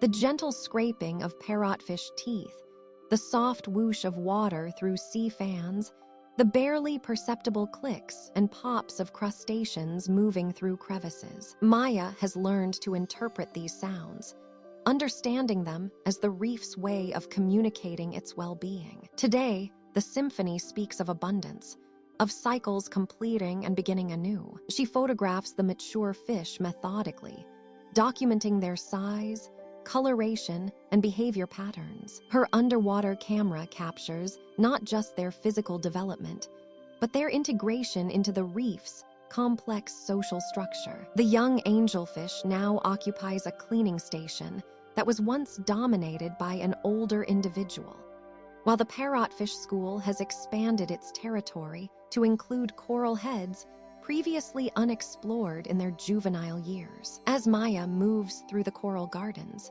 she marvels at the continuity she witnesses. The patterns of life here follow rhythms established over millennia: feeding times, cleaning rituals, territorial boundaries, all maintained with an instinctive precision that speaks to the deep wisdom of natural selection. Yet within this ancient framework, she observes the subtle adaptations that ensure survival: slight changes in feeding preferences, new alliances between species, innovative uses of coral structures for protection. The current shifts gently, bringing with it the scent of deeper waters and the promise of new nutrients. Maya knows that somewhere in the reef's hidden recesses, the next generation is already beginning. Eggs nestled in protective coral crevices, larvae drifting on microscopic currents, preparing to settle and begin their own journey from vulnerable youth to reproductive maturity. As her dive time approaches its careful limit, Maya takes one last, long look at her transformed subjects. They swim with the confidence of fish who have found their place in the reef's eternal dance, ready now to pass on their genetic legacy to future generations. In their success, she sees the reef's greatest triumph, not just survival, but the continuous renewal that has sustained these underwater gardens for thousands of years. The morning light filters through Maya's laboratory windows as she spreads her year's work across the expansive table before her. Hundreds of underwater photographs shimmer like captured jewels, each one a window into the secret world she has come to know so intimately. The coral gardens live again in these images: purple sea fans swaying in gentle currents, schools of yellow tangs moving like liquid sunshine, and the intricate architecture of brain coral formations that have grown for decades in patient silence. She lifts a photograph of the cleaning station she discovered in April, where a small wrasse tends to a grouper 3 times its size. The trust between these creatures, captured in perfect clarity, speaks of ancient relationships that have flourished long before humans ever glimpsed the ocean floor. Maya remembers floating motionless for 20 minutes to capture this single moment, her breathing slow and steady, becoming part of the reef's rhythm until the fish forgot she was there. Her data notebooks lie open beside the photographs, pages filled with careful measurements and observations. Water temperatures recorded at dawn and dusk, pH levels tracked through seasonal changes, the migration patterns of parrotfish as they moved between feeding grounds. Each number tells part of the story, but it's the photographs that will speak to people's hearts. She knows science needs both: the rigorous data that proves what she's observed, and the visual poetry that makes others care. Maya reaches for her underwater recordings, a collection of sounds that few people have ever truly heard. The clicking songs of dolphins at play, the gentle scraping of parrotfish as they graze on algae-covered rocks, the subtle whoosh of water moving through coral branches. She closes her eyes and listens, transported instantly back to 40 feet below the surface, where these symphonies play continuously in the blue-green cathedral of the reef. The video footage requires careful editing, hours of patient observation, compressed into moments that reveal the reef's hidden dramas. A hermit crab's methodical search for a new shell, the delicate dance of a mandarin fish pair during their evening courtship, the slow-motion grace of a manta ray gliding over the coral gardens like a living constellation. Each clip must tell its own story, while contributing to the larger narrative of this underwater world's remarkable complexity. She arranges the materials chronologically, creating a journey through the seasons beneath the waves. January's discovery of the juvenile hawksbill turtle becomes the opening chapter, new life beginning its ancient journey. February's documentation of the coral spawning event follows, showing the reef's incredible ability to regenerate and spread. March brings the arrival of whale sharks, those gentle giants that remind her how much mystery still exists in the ocean's depths. As she works, Maya thinks of her audience, not just fellow scientists who will scrutinize her methodology and conclusions, but teachers who might share these images with children, policymakers who need to understand what we stand to lose, and anyone who has never had the privilege of breathing underwater and witnessing these marvels firsthand. Her presentation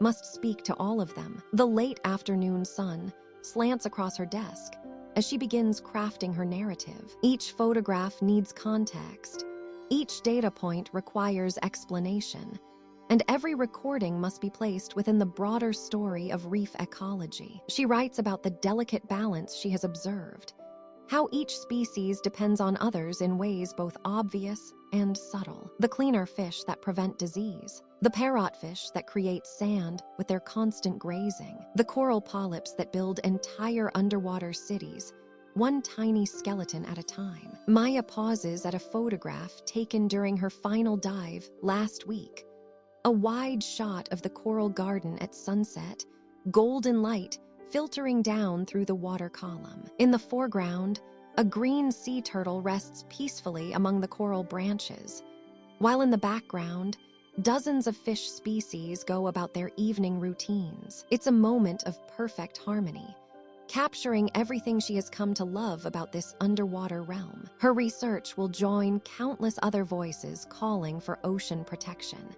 But Maya knows that her year beneath the waves has given her something special to contribute. Not just data and photographs, but intimate knowledge of a place that has become like home. She has watched seasons change underwater, witnessed births and deaths, observed the daily miracle of creatures living in perfect adaptation to their environment. As the evening grows quiet around her, Maya carefully places the last photograph in its proper sequence. Tomorrow, she will begin sharing this story with the world. Tonight, she simply sits with her memories of floating weightless among the coral gardens, surrounded by life in forms more beautiful and diverse than most people can imagine. The reef has shared its secrets with her, and now it's time to share them with everyone. The morning light filters through the water in cathedral beams, casting shifting patterns across the coral garden that has been Maya's world for an entire year. Today marks her final dive before returning to the surface world above, and she descends slowly through the familiar blue, her movements as gentle as the ocean currents that have carried her through countless discoveries. The reef spreads below her like a living tapestry, woven from millions of tiny polyps that have built this underwater city grain by grain, year by year, century by century. The staghorn corals reach toward the sunlight with their branching arms, while the massive brain corals form rounded monuments to patience and time. Each formation tells a story of resilience, of organisms working together to create something far greater than themselves. Maya's fins barely disturb the water as she glides over a section of reef, where she first observed the cleaning stations in action. Here, the small wrasse fish still dance their ancient ballet, removing parasites from larger fish who wait in patient lines. The blue tangs and parrotfish queue with remarkable order, understanding their role in this underwater symphony of mutual benefit. She watches a sea turtle approach the station, its ancient eyes peaceful as the tiny fish work across its weathered shell. The sound of her breathing apparatus creates a rhythmic meditation, each exhale releasing bubbles that spiral upward like silver prayers. She follows a familiar path through the coral corridors, past the anemone gardens, where the clownfish families have grown throughout the year. The patriarch clownfish she first met as a juvenile now guards his territory with gentle confidence, his orange and white stripes vibrant against the swaying tentacles of his anemone home. Schools of fish move like living clouds through the water column above her. The sergeant majors maintain their precise formations, while the angelfish drift in pairs through the coral branches. Each species has found its perfect niche in this underwater metropolis, from the tiny gobies that clean the coral surfaces to the groupers that patrol the deeper channels between the reef structures. Maya pauses at a section of reef she helped restore early in her residency. The young corals have established themselves beautifully, their polyps extended in the morning current to filter the microscopic life that sustains them. The bright pink and orange growths have attracted their own communities' juvenile fish seeking shelter, small crustaceans building their homes in the crevices, and algae forming the base of countless food webs. The water here holds memories in every current. She remembers the night dives when the reef transformed into a different world entirely, with coral polyps flowering like underwater gardens and nocturnal hunters emerging from their daytime hiding places. She recalls the spawning events when millions of eggs and sperm created underwater blizzards of new life, the reef's ancient ritual of renewal that she was privileged to witness. A green sea turtle glides past, its movements unhurried and purposeful. Maya has watched these ancient mariners navigate their territories throughout the seasons, returning to favorite feeding grounds where the seagrass grows thick and nutritious. The turtle acknowledges her presence with a gentle turn of its head before continuing on its eternal journey through the blue.